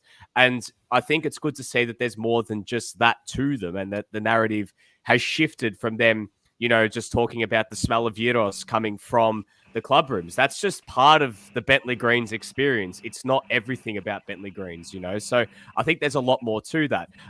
Ben, obviously one of the other fixtures, as we mentioned, was in WA. Armadale falling 5-2 against Modbury Jets, who are a second division side from South Australia. And as mentioned, I'm going to steal this line from Lockie's pre-show chat, but I'm sorry, Lockie. Like, you know, it's the perfect segue. But is there an existential crisis in football in Western Australia after that? Is there a root and branch review needed after the fact that Armadale lost to a second division side from South Australia? This is no disrespect to Modbury Jets and what they've done. It's a sensational achievement. But does something need to change? Or is this just an isolated incident considering Armadale's form going into that fixture? To quote Raygat, or to paraphrase Raygat, oh my God, what a farce. The game in WA has died today, or on Wednesday night. No, it's been quite muted. I think something which I'm not sure if it got I only caught the last half an hour of a game, so I don't know if it got a mention on the broadcast, but Armadale were in the cup final, the WA Cup final this Sunday. So I don't know, you know, I'm just having a quick look at the, you know, the team that they put out against, you know, the Modbury Jets. And, you know, there are some first-team players in there. There's also some players who, you know, who haven't played as many games. I think they tried to, the club obviously wanted to win, both cup games, both the final and the game against the Jets. But I think they did try and rotate squads a bit. I also want to point out as well that Armadale is they're a mid-table NPL team who have never really, they've had a couple of really good cup runs, but they've never seriously threatened, to mount a league, a league tilt. So, they're still a solid team, but I don't think that they are, the best that WA can offer. I did notice Modbury had, I think 6 or 8 points clear in Division 2. So, I'm not sure. Maybe if we've got any South Australian commenters, they might be better placed to talk about this. But I don't know, a couple of years ago when Guelph, Croatia were coming up the ranks in the State League in WA, they had a State League Division 2 team, which was basically NPL players that they were, there was a lot of strong rumours that they were paying players and quite heavily. And looking at the caliber of some of those players, you'd have to wonder why they were suddenly decided to play a season of Division 2, considering that they were, NPL caliber quality, and they raced away with Division 2 title. They had T-Boy Kamara, for instance, who was still at that point the youngest player to ever play in the A-League. He came back to WA, played a season in the NPL, and then he ended up at Guelph, Croatia in State League Division 2. They had guys in their team who were some of the best players in the NPL. I think Gavin Knight, who was a former gold medal winner, was in that Guelph team. They had the year before that, when they were still a Sunday League team, they'd had Stephen McGarry fresh from retirement from Perth Glory. They were an elite team because they had gone out and obviously offered a decent amount of coin to all these NPL caliber players. So I'd be interested as to, the makeup of that Modbury team. Maybe they are just a, run-of-the-mill team, but maybe some South Australian viewers or commenters can shed any more light. But, I don't think, it is, I'm sure Armadale weren't going into that game expecting to win 5-2, or to lose 5-2 rather, but it was, maybe Armadale aren't, the best team in, they're a very solid mid-table NPLW A team. I have every now and then had good cup runs. I've seen, a lot of the time with the cup over the last few years, it's very rarely been the teams, at the top of the table that seem to have deep cup runs. So I don't know if that says something more about the way that NPLWA teams treat the cup, but like I said, interested to hear whether some South Australian teams can talk about how strong the that Modbury team was, because there's a chance they could have just assembled an all-star team to in an attempt to get promoted. Well, you're speculating about the makeup of this Modbury team. I do just want to bring up one element, or rather two elements of their starting 11, because I left it off my sort of list of cool and quirky things that emerged out of the first match day of Australia Cup, and that was that two identical twins were playing for Modbury, which not the first set of brothers to play in the Australia Cup, may well be the first set of identical twins ever to play in the Australia Cup national rounds. That's Hamish and Liam McCabe, who not only both scored, but I'm pretty sure, like I said, they're identical twins, so I'm not sure who assisted who for the goal, but there was one sequence where the McCabe twins set up one another for a goal, if that makes sense. But as I said, identical twins, not 100% sure who was the assister and who was the scorer. But again, that's just another element to add into what was a really good return for the Australia Cup in the format that we know and love it as. Look, just in terms of sort of some of the things I took out from this week, I mean, Lockie, we see Oakley, Avondale and Bentley Green weekly down here, and I mean, their wins didn't really come as a surprise, I think, at all, given the opposition they came up against. I think Oakley, considering the outs, it could have been a bit of a banana skin because, they had Wade Decker playing at left back to really fill all those defensive absences they had with no Hamish Miller, no Oscar Dillon, no Jacob Eliopoulos, but they just got the job done, a professional 5-0 win on the road for them. When you see guys like Joe Guest and Chris Lucas, Daniel Clark hitting the score sheet, just goes to show how strong they are. I mean, Avondale haven't been great in the league this year. They've had a lot of injuries, which has, hampered their push for a top 2 finish, and they find themselves in that logjam for a top 6 spot. I mean, they got the job done as they should have. Liam Boland, 3 goals. Listen, Diaz, 2. Special shout out for Avondale, by the way.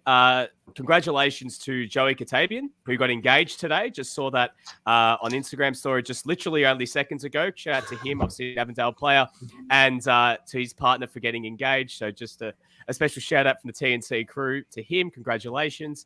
Obviously, Avondale, Lockie will throw in about what's coming up this week with Avondale when we get towards the end of the show. And as well with Bentley Greens. Lockie, I mean, you spoke about Zach Bowling. Talk about putting your name up in lights. I mean, a 19-year-old kid, backup goalkeeper, gets his opportunity when Ben McNamara gets hurt, who's the Broadmeadow number 1, and puts in the performance of a lifetime. And there would have been a lot of, A-League men scouts that would have been watching this game who, we know that there's always an opportunity for potentially a young goalkeeper, and he put his name up. And I think that was sort of the great advertisement of what makes this cup great, that players can take these opportunities on a national stage and put their best foot forward to potentially, land the opportunity of a lifetime. And I think for Zach in particular, he's done himself no harm, considering the fact that they ended up losing. But it looked like for a long time this game was going to go to penalties, despite Bentley just peppering the goals. And in the end, it was a deserved win, but Zach Bowling, certainly man of the match. He was absolutely sensational. So I think that he could be another one that maybe could use the Australia Cup as a bit of a springboard for him and his potential career stocks. Because as goalkeepers, we know he's got like a good 20, 22 years left in his career.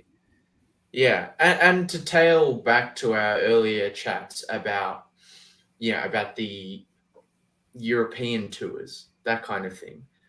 One of the things that a lot of people often clamor over with those is the chance, as we have seen in the past, for younger players from the A-League men's to put themselves in a shop window to a European club by putting in an impressive performance. And I think there's a case to be made that obviously economies of scale and everything, but we see that in the same extent when we go from that transition from the A-League men's down to the NPL in the Australia Cup. And I absolutely agree with you, Nick. People at an A-League men's level will more than likely be talking about Zach Bowling after that performance. As you said, he I think it was 14 saves in total in the end. I think the Australia Cup account tweeted that, and I wasn't keeping count while I was on the Twitter space, unfortunately. That was Nick's job. But he made 14 saves and he didn't start the game. He came on as an injury sub. It is quite remarkable. Quite remarkable. And yeah, as you said, he's got himself potentially a chance to be followed by a scout or an interested agent or something like that, all because of this one stunning 90-minute performance. And yeah, it could have gone to penalties, but the fact that it even went to extra time is completely as a result of this young keeper who, without the chance circumstance of this matchup against Bentley, but then the chance circumstance of the starting keeper being injured, we wouldn't even be talking about. And that's fantastic. Well, Lockie, let's move ahead and have a look at what's coming up on Wednesday. So if you're listening to the pod and you've already heard the results, we apologise for listening to this later in the week, but obviously this has been recorded on Sunday night. For some fans, they might consume TNC differently. They might consume it later in the week. But best is to get it hot off the press. Best is to be listening now and getting your comments in. So before we get to those games, Stephen's come through and obviously said, we're still happy to attend the Bonnyrigg game on Wednesday, but more excited to go to Wollongong United on Wednesday, though obviously they play Green Gully. Wollongong United, a 6th tier New South Wales side, so that's a great story in its own right, and taking on Green Gully, obviously one of the top sides here in Victoria. That's one of the 4 fixtures, along with Adelaide City versus Logan Lightning, Brisbane City versus Cockburn City, and Heidelberg versus Brisbane Roar. Ben, let's start with Brisbane City. Sorry, Ben, I don't want to steal your thunder. Yeah, Lockie had sorry. it. Sorry. Nick just did a Tara Rushton, everyone. I've done it. I've made a big mistake. Ben, tell us about Coburn City. Going up to Brisbane, obviously the second of the two WA sides, without Perth Glory being knocked out in the playoffs. Tell us a little bit about Coburn City. Do you see them as a chance of going through in this game? How have they fared this year? For those who don't know much about, I guess, the WA, sort of team, and also had their prospects this year. Yeah, it's going to be pretty tough for Coburn, I believe. They did actually just triumph over Armadale this afternoon in the State Cup final, thanks to a last-minute penalty, which is was. If anyone saw me make a weird face on the stream, first of all, no, you didn't. Secondly, it was because I watched the final moments of a game where the Armadale keeper collected the ball, and in doing so, actually took out a Coburn player, and the referee pointed to the spot. It was very dramatic. So the WA Australia Cup final was decided by a late-minute penalty to, I believe it was Danny Robinson, who tucked it home. He's, one of our best players. He actually used to play at Melville City with me. He was obviously a lot more talented than me, and then very quickly ended up on the books of an NPL club. I think he's been at Coburn quite consistently for a while, and he's, he's a very talented player. He'll probably be one to watch. Jesse Lazaro as well, or Lazaro. I'm not sure how you pronounce it, but he's been there for a long time. He's I believe his mum is president, or his mum used to be president. I don't know if she still is, but he's a big Coburn clubman. Played a lot of his junior football there, I believe, and he's a good player to watch. But without knowing how Brisbane City are going, I think Coburn are going to find it very tough. They are, and let me just pull up the ladder. They are 10th out of 12th in the NPL WA ladder at the moment, or NPL men's WA ladder, I should say. They are, the good news is they're 12 points clear of 11th place Guelph, Croatia, but they are very much at the bottom of the pile of the rest of the pack. So. They're not a bad team. I think the NPL men's here in WA this year has been really even across the board, and there's only 4 points separating them from Armadale, who are in 7th. So they're not a bad team, but Brisbane City, I believe, are one of the the stronger teams in Queensland. So it's going to be really tough for Coburn. Well, Brisbane City as well, just having a look at their form, guys. I mean, they haven't necessarily had the greatest year over in Queensland. They're actually 4th last. So it's going to be a bit of an interesting watch, because it's not like both teams are necessarily, setting the world alight in their local leagues. But I think that's certainly, I reckon it's a bit of a 50-50 game. Not having seen Brisbane City or Coburn play this year, but more looking from a, if you're going to compare the tables and everything like that, I think certainly that could be a game to keep an eye on. Let's have Lockie. I want to ask you, because obviously we're going to be at this game on Wednesday night, and it is ostensibly the game of the night and probably the game of the week. So there actually are 2 games as well on Saturday, which we'll talk about in just a sec. But Heidelberg versus Brisbane Roar. Now, Heidelberg won 5-1 today against Dundee City. We know Dundee City are, a second last team here in NPL Victoria. Heidelberg have been in some ripping form.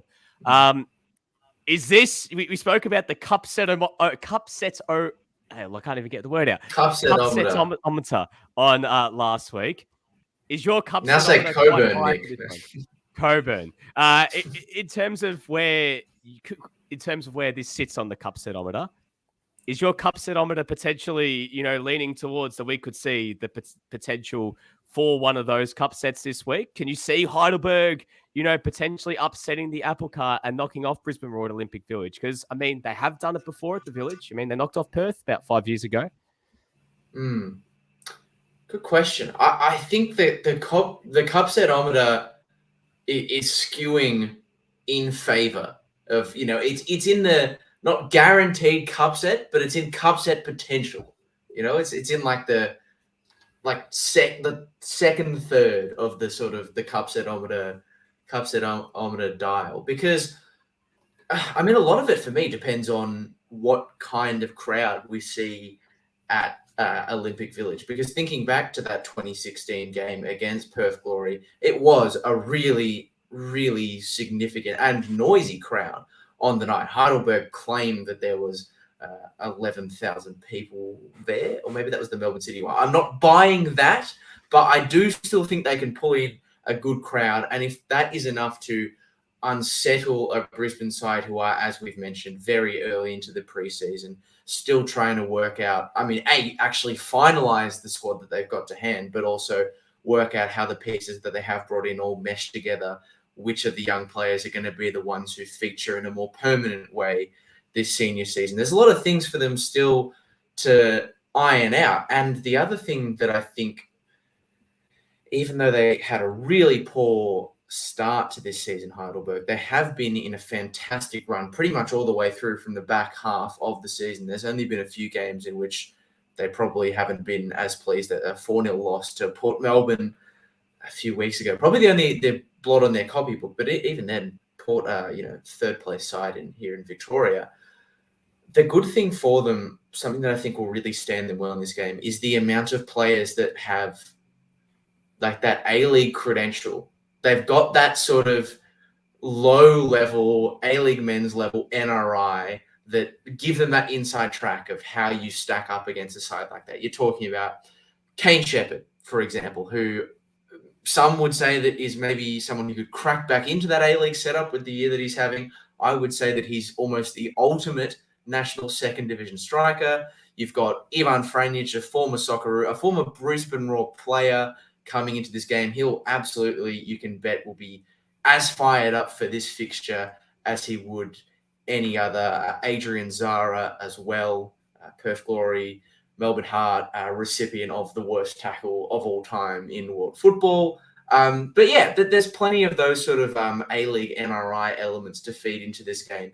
And even if it doesn't produce the cup set, I still think it is going to be a great night. And I really do hope that there is plenty of coverage of it. And I just hope that there's a lot more, we start to see a tiny bit more coverage from the key outlets about these sort of games. The hope is that because there's an A-League club involved, unlike the fixtures we've seen already that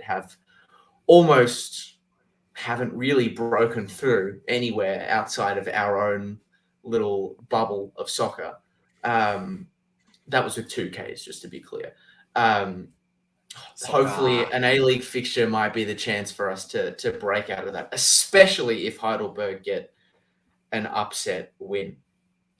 Well, I've got those figures, Lockie, that you were hearkening to in regards to Heidelberg's crowd. So against Perth Glory, they had 2,811, which at Olympic Village is a sensational turnout, and it was a great atmosphere that night. But yes, according to Heidelberg in 2015, they had 11,372 in that game against Melbourne City, who famously, Heidelberg signed Kostas Katsaranis on a one-game deal to play that one game. In Melbourne City, Aaron Mooy scored a hat-trick that game. Bruno Fornaroli scored twice.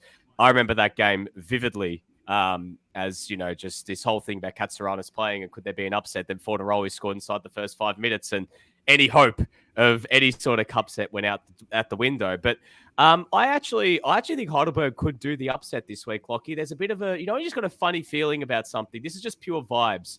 And having watched Heidelberg recently in NPL, they're in the midst of a season. This is one thing to remember. I know Brisbane have played 2 friendlies against sides that obviously are, they're obviously playing in the midst of their preseason, coming up against Premier League opposition. But Heidelberg have been in action for 5 months. And that has to count for something. And you mentioned the likes of Kane Shepherd, Ivan Franjic. They've got Adrian Zara, the Petrados brothers that they signed in the mid-season in Costa and Mucky as well, who do have A-League men's experience. They do have a quality side. And I think that even going into the end of this NPL season, they can actually probably cause more upsets. I think they could be one of the teams who could potentially upset South Melbourne in the later stages of our own local competition. But I think in terms of that's one of the games I'm certainly looking forward to. But even before the next episode of TNC comes out, there's a total of, my maths is correct, here. 5 more A-League men's sides going to be in action before then. Like we've got Macarthur going up to take on the Magpie Crusaders up in the Whit Sundays, which I think is one of the great away days. We've got Newcastle playing Adelaide, and we have Sydney FC playing the Mariners. So we're going to start to see, the early constructs of what these teams are going to put out, I guess, on the park this season, Lockie. Yeah, can I just say as well, the other thing that I think works in Heidelberg's favour, for those of you who aren't au fait with the NPL Victoria, which hopefully is quite a lot of you, as well as a significant portion who are familiar with Victorian football, the best NPL competition in the country. Anyway, moving swiftly along. For those of you who don't know Heidelberg, they are a rough and tumble team. Like they are a physical, compact unit who want to create, imagine like a Mourinho if he had an NPL team. Like this is George Katsakis with Heidelberg. Like they are a rough side.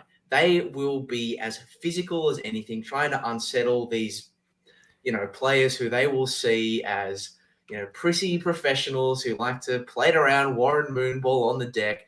They are going to try and unsettle those types of people as much as they can possibly can. If it's time wasting, full on shoulder challenges, back chat, everything they can do to try and influence the result in this game. And I mean this with the absolute most respect to what Heidelberg have been able to achieve over the years. They will do it. They are a team that are committed to winning. They are serial winners in Victoria. And I will not be shocked if they pull out everything they can to try and get a result in this game, because it would be a statement. Just quickly, before you completely move on there, Lockie, from the Heidelberg chat, I'm looking forward to seeing Milan Roberts, a Canadian international, one-time or two-time Canadian international, going head, and Aiden Fetahagic putting challenges into Charlie Austin at the Olympic Village, and seeing the sort of reception Charlie Austin gets. I hope he plays, and I hope he gets a good portion. I hope he starts the game as well, going up against the rough and tumble of the Heidelberg defense. But there's a lot of some of these players from Brisbane will be quite familiar with the NPL Victoria constructs, one in particular, Henry Hoare, who spent some time down here at South Melbourne. So looking forward to seeing how that all plays out. Before we completely move on from the Australia Cup topics, guys, just going to more of, obviously, the A-League sides that are going to be playing this week. Obviously, we're going to see some of the new faces being rolled out, some new teams, some new coaching philosophies, with Dwight Yorke's first competitive game coming up in Mackay, up against, as we said, the best name, the Magpie Crusade with Sunday United. Mackay with Sunday, Magpies Crusaders. Right. If you're going to use the best name in Australian football, you got to use it correctly. Sorry, Lockie. Anyways, in terms of any of those sides, are you guys looking forward to seeing over the next little bit? Or are there any teams that you're intrigued to see roll out for the first time, whether it be new players, new systems? What are you guys looking forward to seeing in the next week or so? I think Newcastle will be interesting, especially Brandon O'Neill came out in an interview recently and said he was already enjoying his football a lot more this season than he did all of last season, and basically took a few,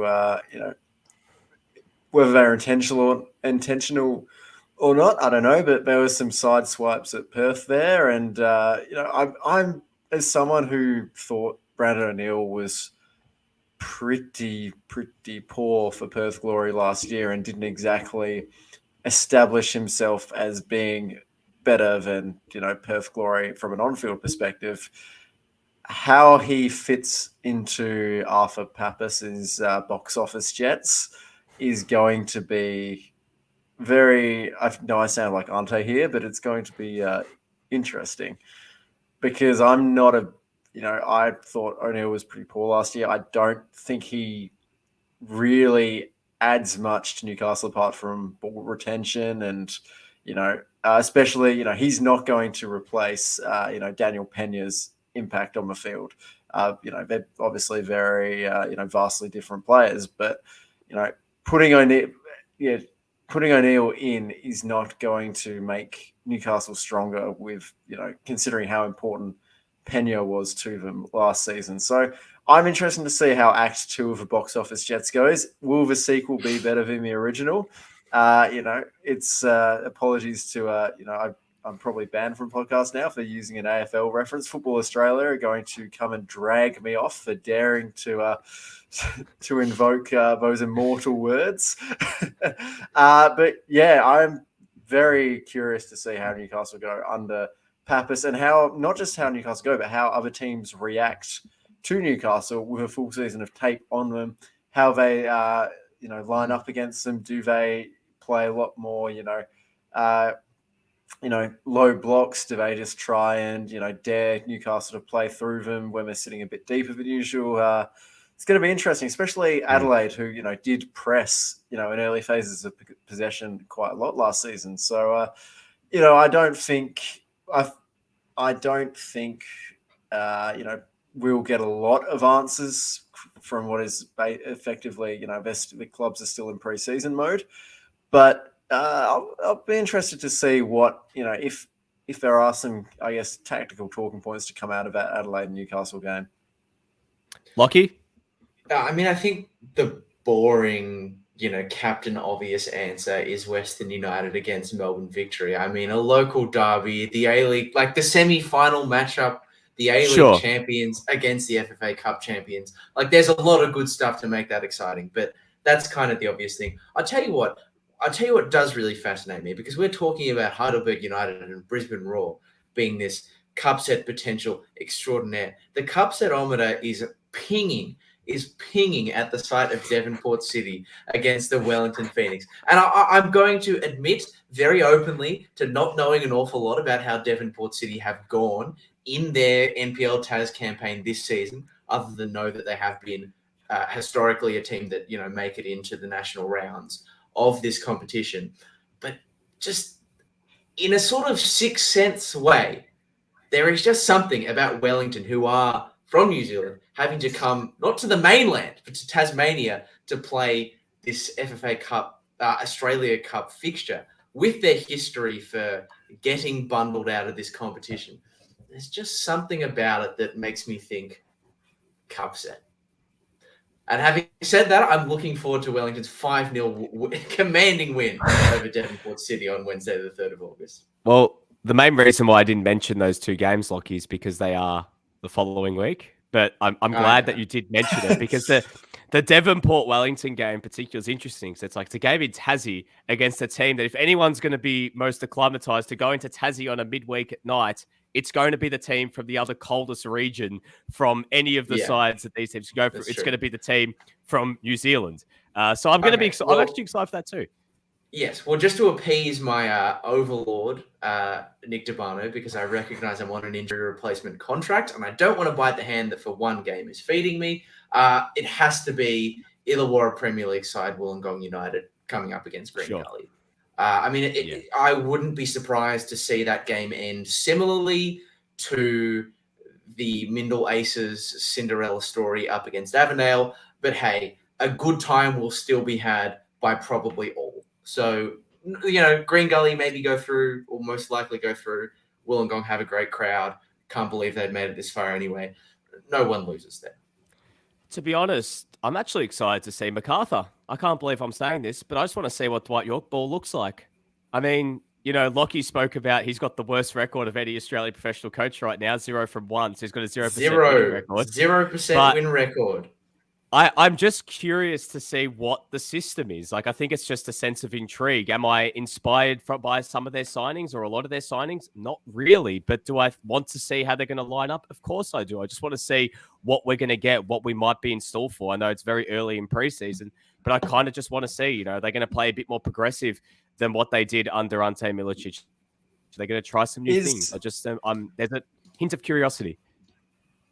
Is Dwight Yorke going to be in charge of the Macarthur game? Because very sadly, his brother passed away last week. Yeah, that's a good question.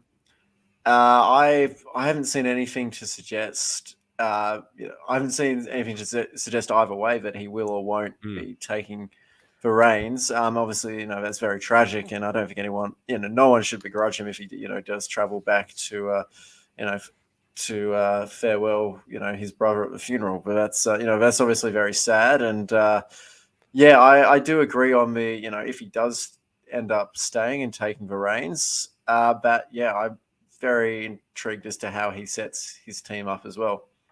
Yeah, I think either way, if he's there or not, and again, we pass on all our deepest thoughts to the Yorke family. I think that the setup will be rather similar, because you'd think that the coaching philosophy won't just be a Dwight Yorke thing; it'll be something that'll be taught to Russell Latapy, obviously another former Trinidad and Tobago international who has coached Barbados and coached for the Trinidad and Tobago national team as well. And also James Meredith, who's also been implemented as one of the new assistant coaches. You'd think that the system will be quite similar. So I think either way, seeing how Macarthur put out what their best 11 is for this game, what sort of formation they play, what sort of brand of football. Again, they are playing against an NPL team from Queensland, and it could change depending on how much of the ball they're going to have in this game compared to how much of the ball they're going to have against A-League men's opposition. But based off a lot of their signings, I mean, a lot of their signings, as we said, they're not very inspirational signings that make you go, oh my God, I want to watch Macarthur ball. I want to watch Yorke ball this season, because, when you look at guys like Jerry Skatardis, Ivan Vujica, Matthew Miller, Jonathan Aspropodimidis, Kieran Backus, Anthony Carter, none of them really leap off the page per se. The guys that actually probably have the most quote-unquote source are the players that actually already had on the books who maybe weren't utilised to the full their potential. Guys like, Danny De Silva, Ulysses Davila, Craig Noon, those sort of players are probably the most, sort of quote-unquote exciting players to watch. So it'll be interesting to see, but I think we can maybe only get small little iotas of it, maybe not the full picture until they play an A-League men's side, until they're actually coming up against those teams down the track or in the next round, should they progress, and everything like that. Let's move on from the Australia Cup, guys, because we are hitting the 2-hour mark, and we know when we hit the 2-hour mark, that's when we hit basically like the red time in Channel 10, like 5-minute warning sort of areas, and that's when footy reference cancelled by Football Australia. You can't do that anymore. I'm getting paid by the second for tonight's appearance, right? Yeah, no, you are, a couple cents per second. So, I think good. that's what we're looking at. Yeah, when we get the 2-minute warning, it becomes 2 cents an hour. So 2 cents a second. So that's when it starts to get a bit more expensive. Anyways, guys, let's move on to the next topic. Aaron Mooy signing for Celtic last week. We'd spoken about for the last few weeks about potential landing spots. And Aaron Mooy linking up with Ange Postecoglou. It's a bit of a romantic kind of, link up. But Aaron Mooy actually debuted, I believe, last night for Celtic in a friendly. And I think I saw a couple tweets that some Celtic fans were a bit on the fence about his debut. Lockie, you being one of our, basically the resident, viewer of Scottish football more than most of us. Fitbar expert, Lockie Flanagan. Our Fitbar expert. That's quite good, Ben. Nice work. Yeah. Thank you. Lockie, in terms of, first of all, the move to Celtic, in terms of it being a proper fit, but also, have you seen much of the reception surrounding his debut, and what, I guess, some of your first thoughts around it?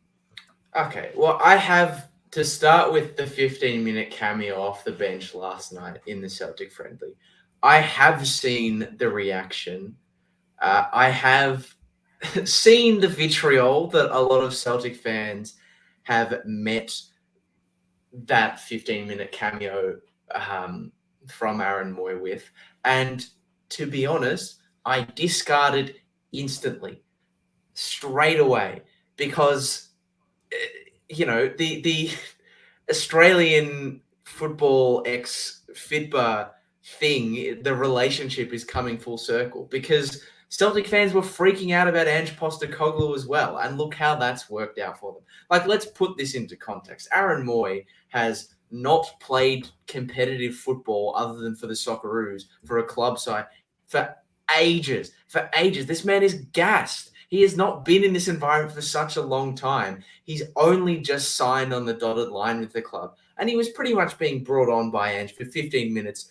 Just pretty much, how when Barcelona bring in new signings and they debut them at the Camp Nou and they do like all their juggling maneuvers and stuff in front of a bunch of fans. That's basically what this 15-minute substitute appearance was. For Aaron Mooy to walk around, ping a few long passes and wave. If he looked gassed, that's because he is. And he's not going to look like that when he actually plays. This is just the kind of reactionary behavior that is very normal for Celtic fans. I've become very used to it as a supporter of a team outside the Big Two in Scotland. And it wouldn't shock me even though I know, particularly in this podcast, the jury on Aaron Mooy's quality as a footballer remains out at this stage.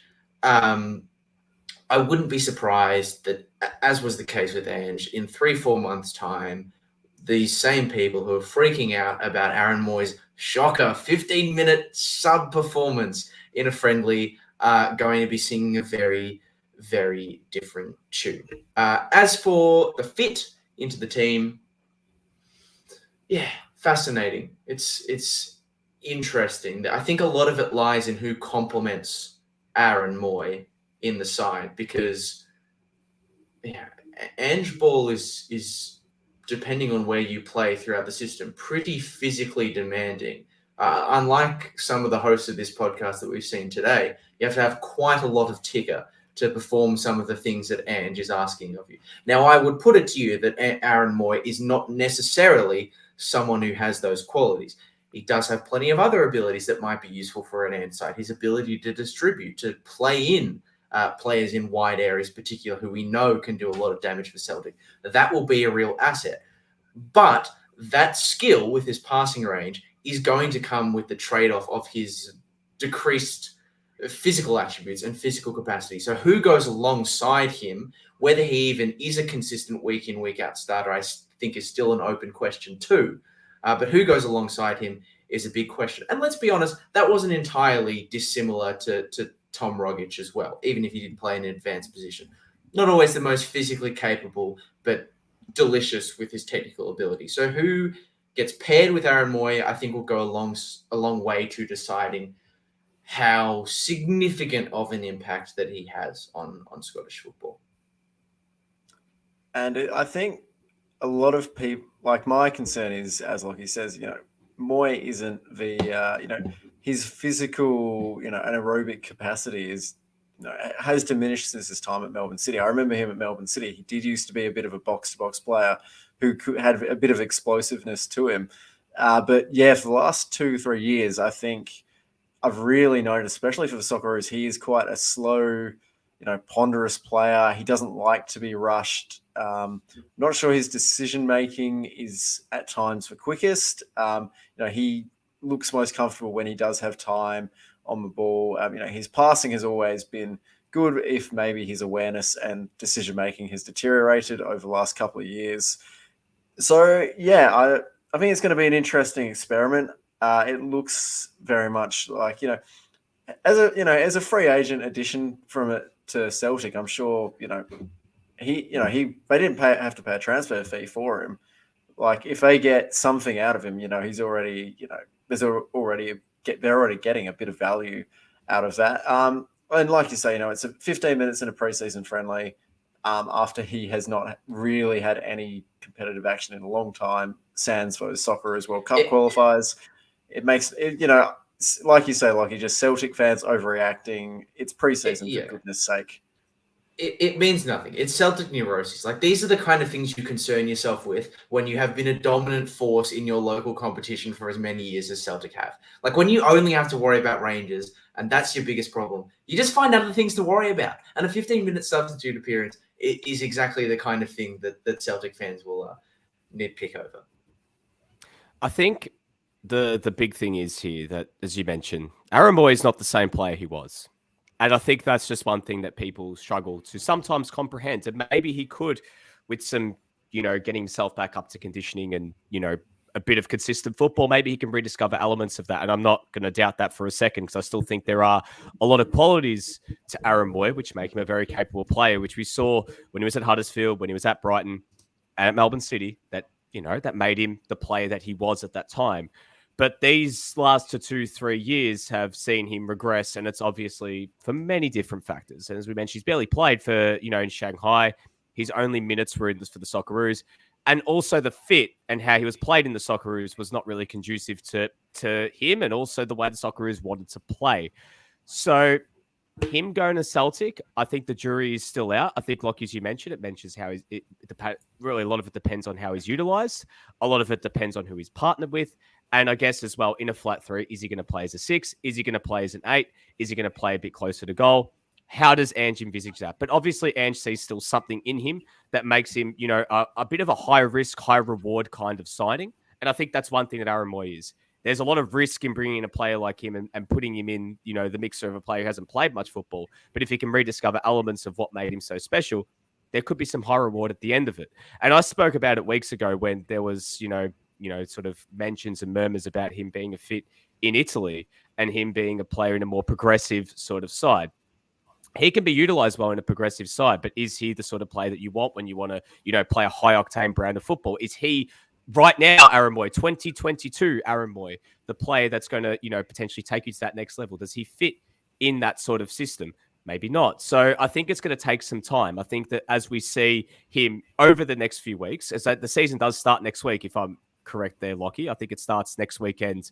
The actual Scottish Premier League starts. So will he be starting from the onset? Is Ange going to ease him into it? And what sort of role is he going to have in this team? I guess is going to be something to keep an eye on. But also remember, he's going to be playing in these sort of games in the Champions League as well. So he's going to be coming up against even better opposition than, say, week to week playing against teams like, no disrespect to St. Mirren, no disrespect to St. Johnstone, no disrespect to those lower ranking Scottish sides. But when he does come up against those better teams. Come on, man. We were clear third place. We are Europa League playoff participants.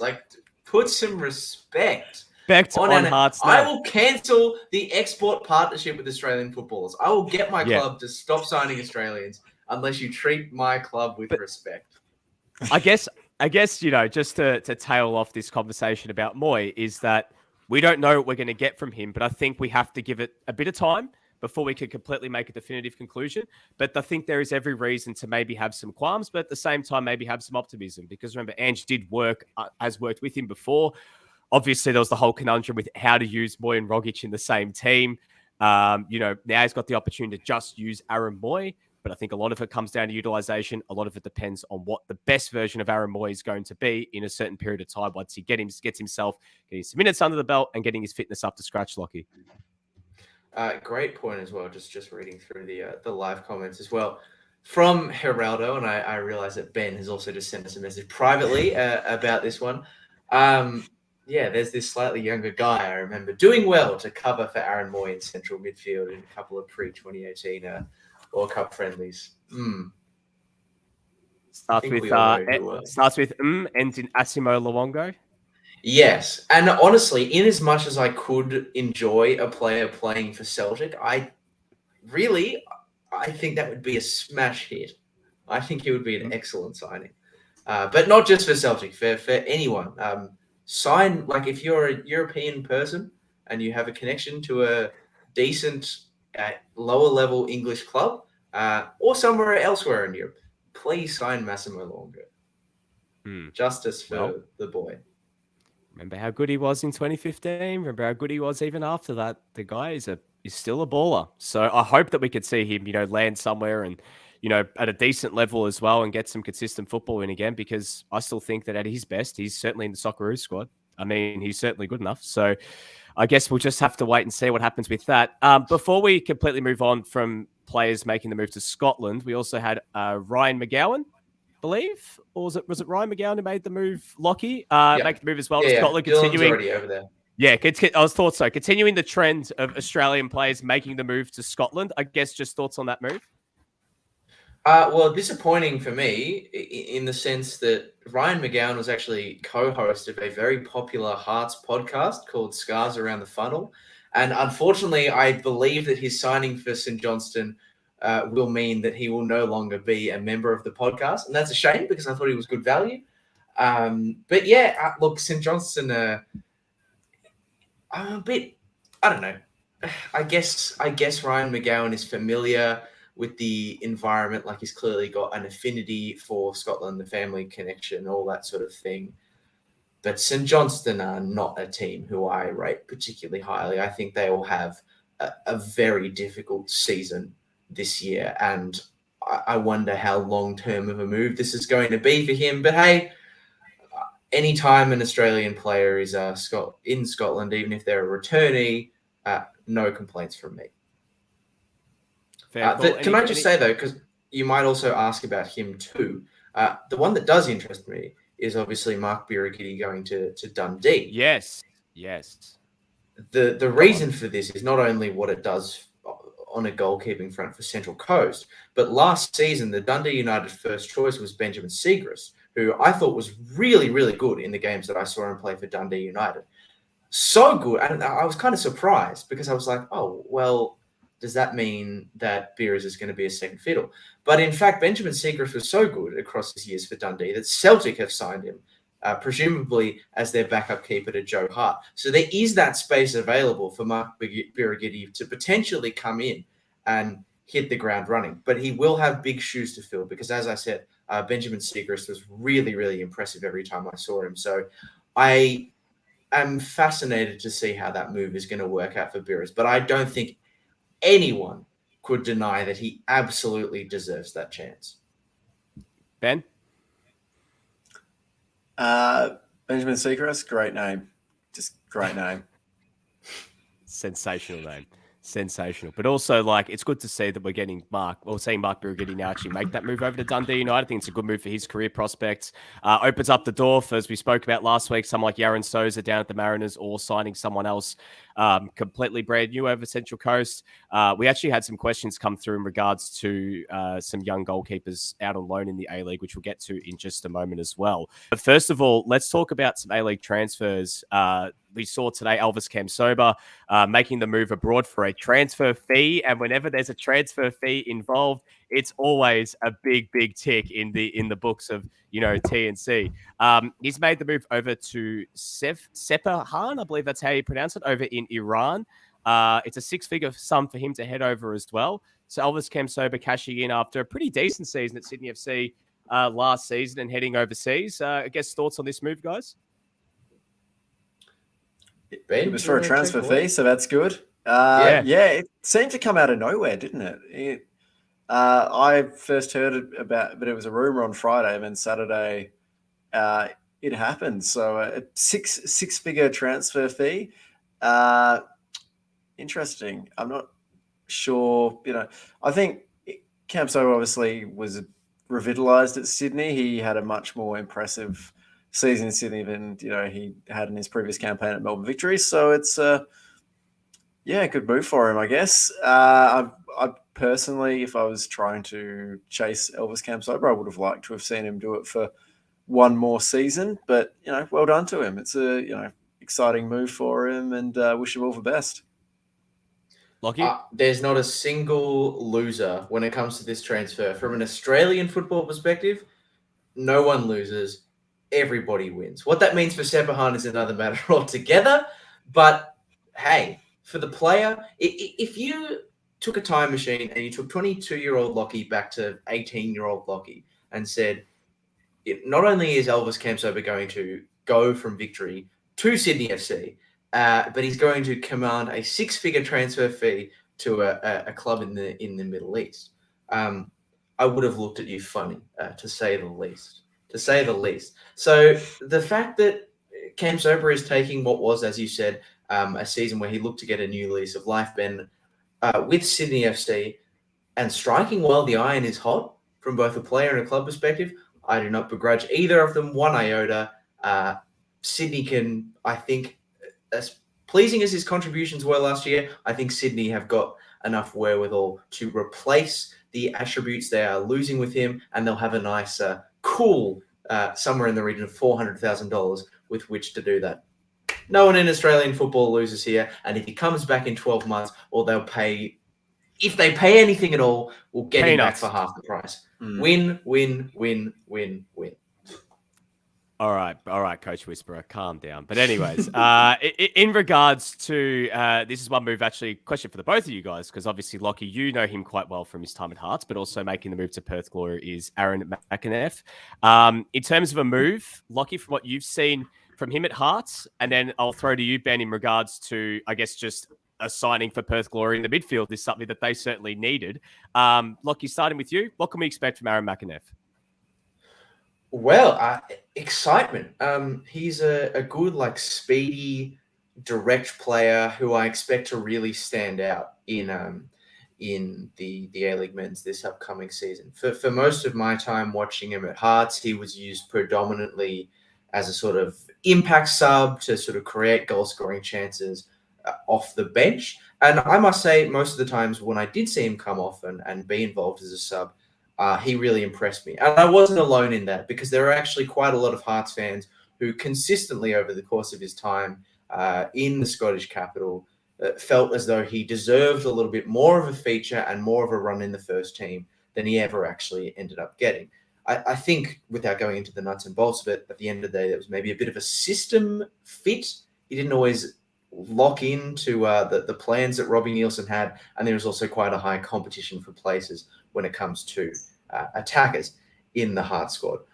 But I have seen enough flashes from him to suggest that there is a serious player here, and one that could do some damage if they are trusted to play week in, week out. And to that end, I think, if he can convert those moments of quality I've seen from him off the bench into consistent quality, because he will be a starter, let's not make any mistake, for Perth, over the course of the season, I think it'll be really, really, really good signing. I wouldn't be surprised to see him become a baller. The other element of it is he's only 27. So he's one of two things in that kind of scenario, right? Well, maybe three things. One of them being a fraud, but I'm going to discount that possibility for the time being. The first of all, someone who is maybe using this move to fire themselves up and, prove that they can earn a move back to the higher levels of football in the world.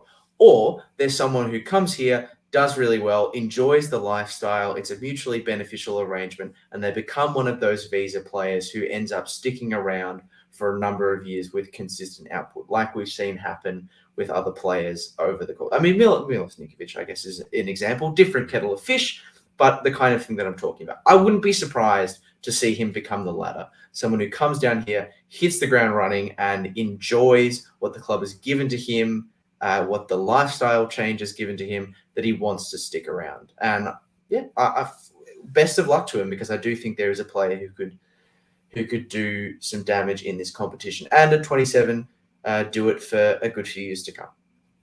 Ben? I'm really excited by this signing. And it's also important to know, as Lockie says, he's 27, but he signed a 3-year deal.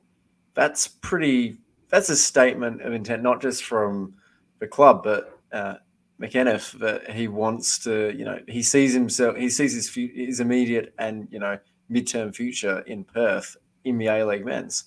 This is, it's been a bit of a pattern of Perth Glory since Andy Keogh has started as, head of recruitment at the club. He's trying to lock down players to longer-term deals, like Mustafa Amini. There was a youth player as well who may have been Jordan Collie signed for a couple of extra years. But Keogh, by the looks of things, is really trying to actually build a squad which can compete not just next year, but 2 years down the line. He has come in and made a pretty good impression. Signing Mark Beavers as well, who was a championship centre back. Maybe even just last season. And Peterborough fans, I know one Peterborough fan who said he was really good in League One a couple of years ago when they got promoted to the championship. So there's been some really promising signs on the transfer front. And the fact that the players have been signed so early, it feels like in previous years, Glory are almost playing catch up with the signings with the rest of the league. This year, it feels like they've already got a squad ready to go. I know Beavers and Amini are house sharing at the moment, which is apparently a real odd couple type situation. But they're both at Glory training. They've already started preseason. Carlo Armiento is back in training. He's he should give him another dimension when he's cleared to return to play games. We still have Bruno Fornaroli. I think the big factor with Glory is Zadkovic. I think recruitment's been really good, but we still don't really know enough about Ruben Zadkovic as a coach. He was obviously replaced Richard Garcia. He was he was dealt a pretty horrible hand last year with all the injuries Glory had. So yeah, it was really hard to take anything tangible out of his season when he can kind of point to the players he didn't have at his disposal. So yeah, I think Zakovic is the biggest factor in how well Glory do this year, because it looks like for the first time in a while, I'm actually excited by the squad they have assembled, the caliber of players they have brought in. Well, looking at these players, I mean, Stefan Kolakovsky, Matt Hatch, Keegan Jelicic. Kolakovsky's another one I completely forgot about, but he'll stroll straight into that first line. Oh, absolutely. And, and so I think too he should. Yeah, absolutely. And, Mustafa Amini, Ryan Williams is the other one. Mark Davies, Ryan Williams as well. Yep. The Israeli striker. Yeah. Yep. Yeah, I'm not sure. I haven't seen any clips of him yet, but curious how they deploy him alongside Fornaroli. I'm assuming, Fornaroli obviously has his Australian citizenship now, so he doesn't count, against the squad in that way. So yeah, it's weird because for so long it feels like the Glory signings, you never know what you're going to get with them. You can't. I know Glory fans kind of sit and hope. But yeah, it's a good start to life with Andy Keogh as recruitment. I think he's done a really good job early doors. Just some of the other big moves this week, guys. One of them in particular was Wellington signing Božidar Krajev, who is a 25-year-old Bulgarian attacking midfielder, the first Bulgarian to ever actually play here in the A-League men's, coming from FC Midtjylland over in Denmark. A lot of high raps on Krajev. A lot of people say this guy was supposed to be like, the next big thing coming out of Bulgaria. He was going to, reach stardom levels. He has the opportunity, I believe, now to come here and probably rejuvenate his career after a few tough seasons over at Midtjylland. By looks of it, didn't play much football, but he has been playing for the Bulgarian national team, 24 caps, 3 goals. Back in, just reading here, back in, I think this was in 2013 or 14, The Guardian actually had him as one of the 40 most promising young players in the world. So he's still 25. He's been signed on a 2-year deal by Wellington. I don't know about you guys, but I'm actually quite bullish about this signing. I reckon this could actually turn to be a real diamond in the rough kind of signing. And we've seen Wellington in the past nail these kind of signings, players that come from overseas and actually turn into quite a big hit. So I'm excited for it. What about you guys? Yeah, Petar Petrov on Twitter, who follows me, and I've had very good interactions with him. I trust his judgment as a football pundit. He was really excited by the signing. I'm just trying to find it on Twitter, but he was very surprised, taken aback that he had actually joined Wellington and come to the A-League. But yeah, Pitar, I'm not sure if I'm pronouncing it right. Apologies, my friend. But yeah, like he says, a few years ago, he was arguably the most promising youngster in Bulgaria. Things didn't really go as expected, but if he brings his top game to the A-League, he could be a massive player for the Knicks. So, and Wellington have done really well with foreign signings in the past. Obviously, Ulysses Davia and Sandoval was pretty good last season as well. So hopefully, it can be 3 for 3 from the Knicks. Sorry, go on, Lockie. It's hard not to be excited about something like this. I mean, the CV is good. The age, 24 is great, but also it's sort of maybe potentially similar to McEneff in terms of, Aaron McEneff being someone who wants to prove something, what he can achieve when he's given this sort of increased scope. Well, based on that description you've just provided to us, Ben, I mean, Božidar Krajev seems like he's someone who's got a point to prove as well. Can he sort of recapture that, talent and reach that ceiling that people said that he was capable for? Capable of rather. This is a chance for him to, pick things back up. And I think that's only going to be a good thing for the A-League. Not always, but more often than not, that'll be a good thing for the A-League to have those kind of players who've got that chip on their shoulder, got a point to prove. And even if they only light it up for one season in the A-League and nothing more, I think we'll still be better for it.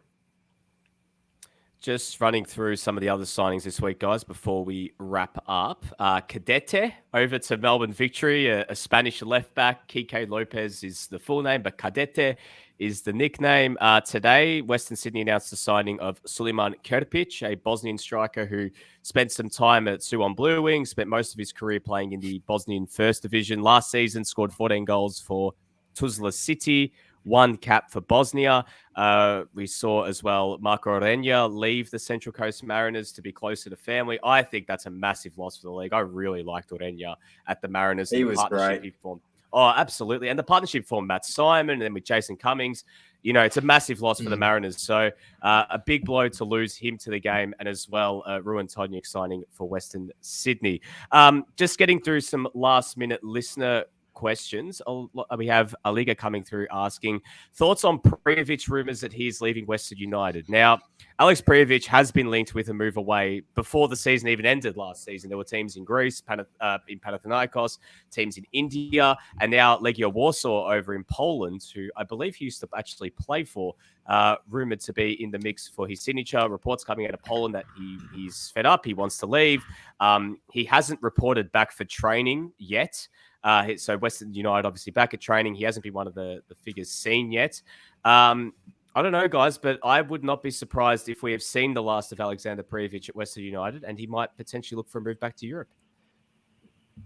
Yeah, he's a really good player. I thought it took him a bit of time to settle in at Western United, but second half of the season last year he was really good and just really good at a strong physical presence, good at holding the ball up, finding his teammates. Really started once he kind of came into a bit of form, not just from a finishing perspective, but I thought from a general build-up play, I thought he really helped them. So that's a huge loss. I'd love to see Noah Botic get some game time at Western United. Whether John Aloisi will agrees or thinks Botic is good enough to be an A-League men's player is a completely different question. But if Prijovic does go, I'd love to see Botic get a first crack at replacing him. Lockie? I fear you might be right about this one, Nick, but I just hope that it isn't the last of Alex Prijovic in the A-League. I enjoyed watching him so much, probably more than maybe any other player. That's possibly just my own sort of predilection towards enjoying strikers who are big men that can also play with their back to goal and have a nice touch. The Olivier Giroud model, if you want to put it that way.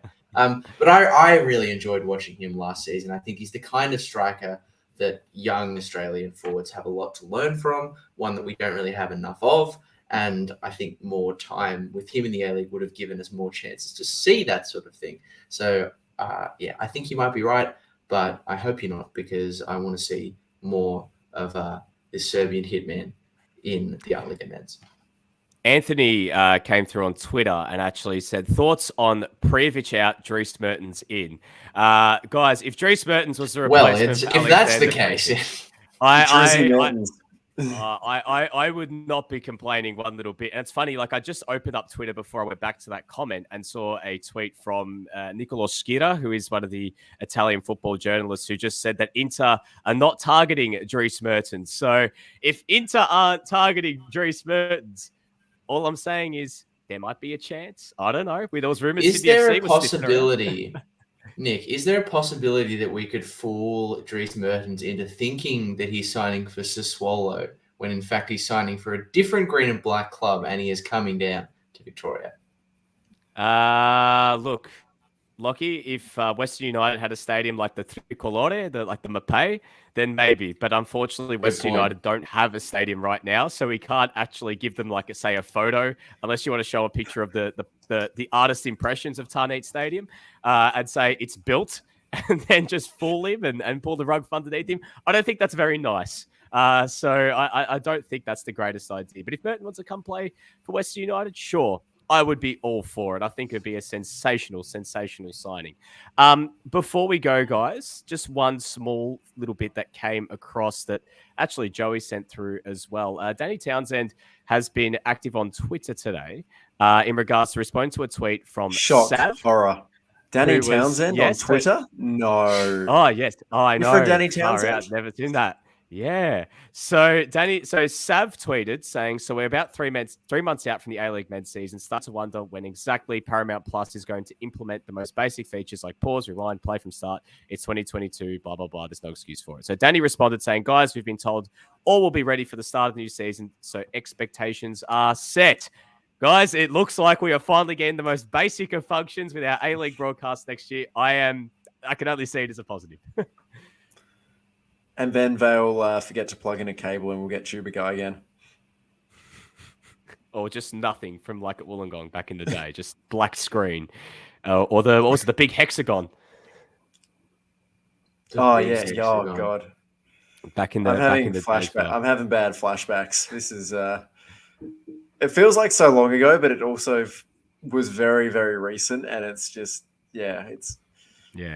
It's unsettling to when you actually go back and think about how many broadcast snafus the A-Leagues have had. It's not great, Bob. Not great. No, not at all.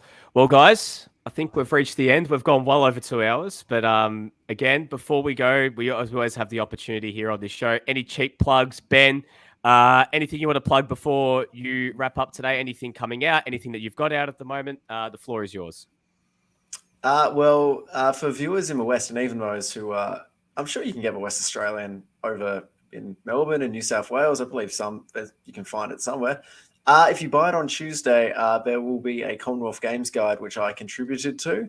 So have a read of that. No, it probably won't have much news, relevant to Eastern States viewers, but just read it because it would help me out. It mean a lot to me. I will have my weekly Cut the BS column out on Thursday, and it may or may not be about the Perth's International Festival of Football. You just have to wait and see. And that's it.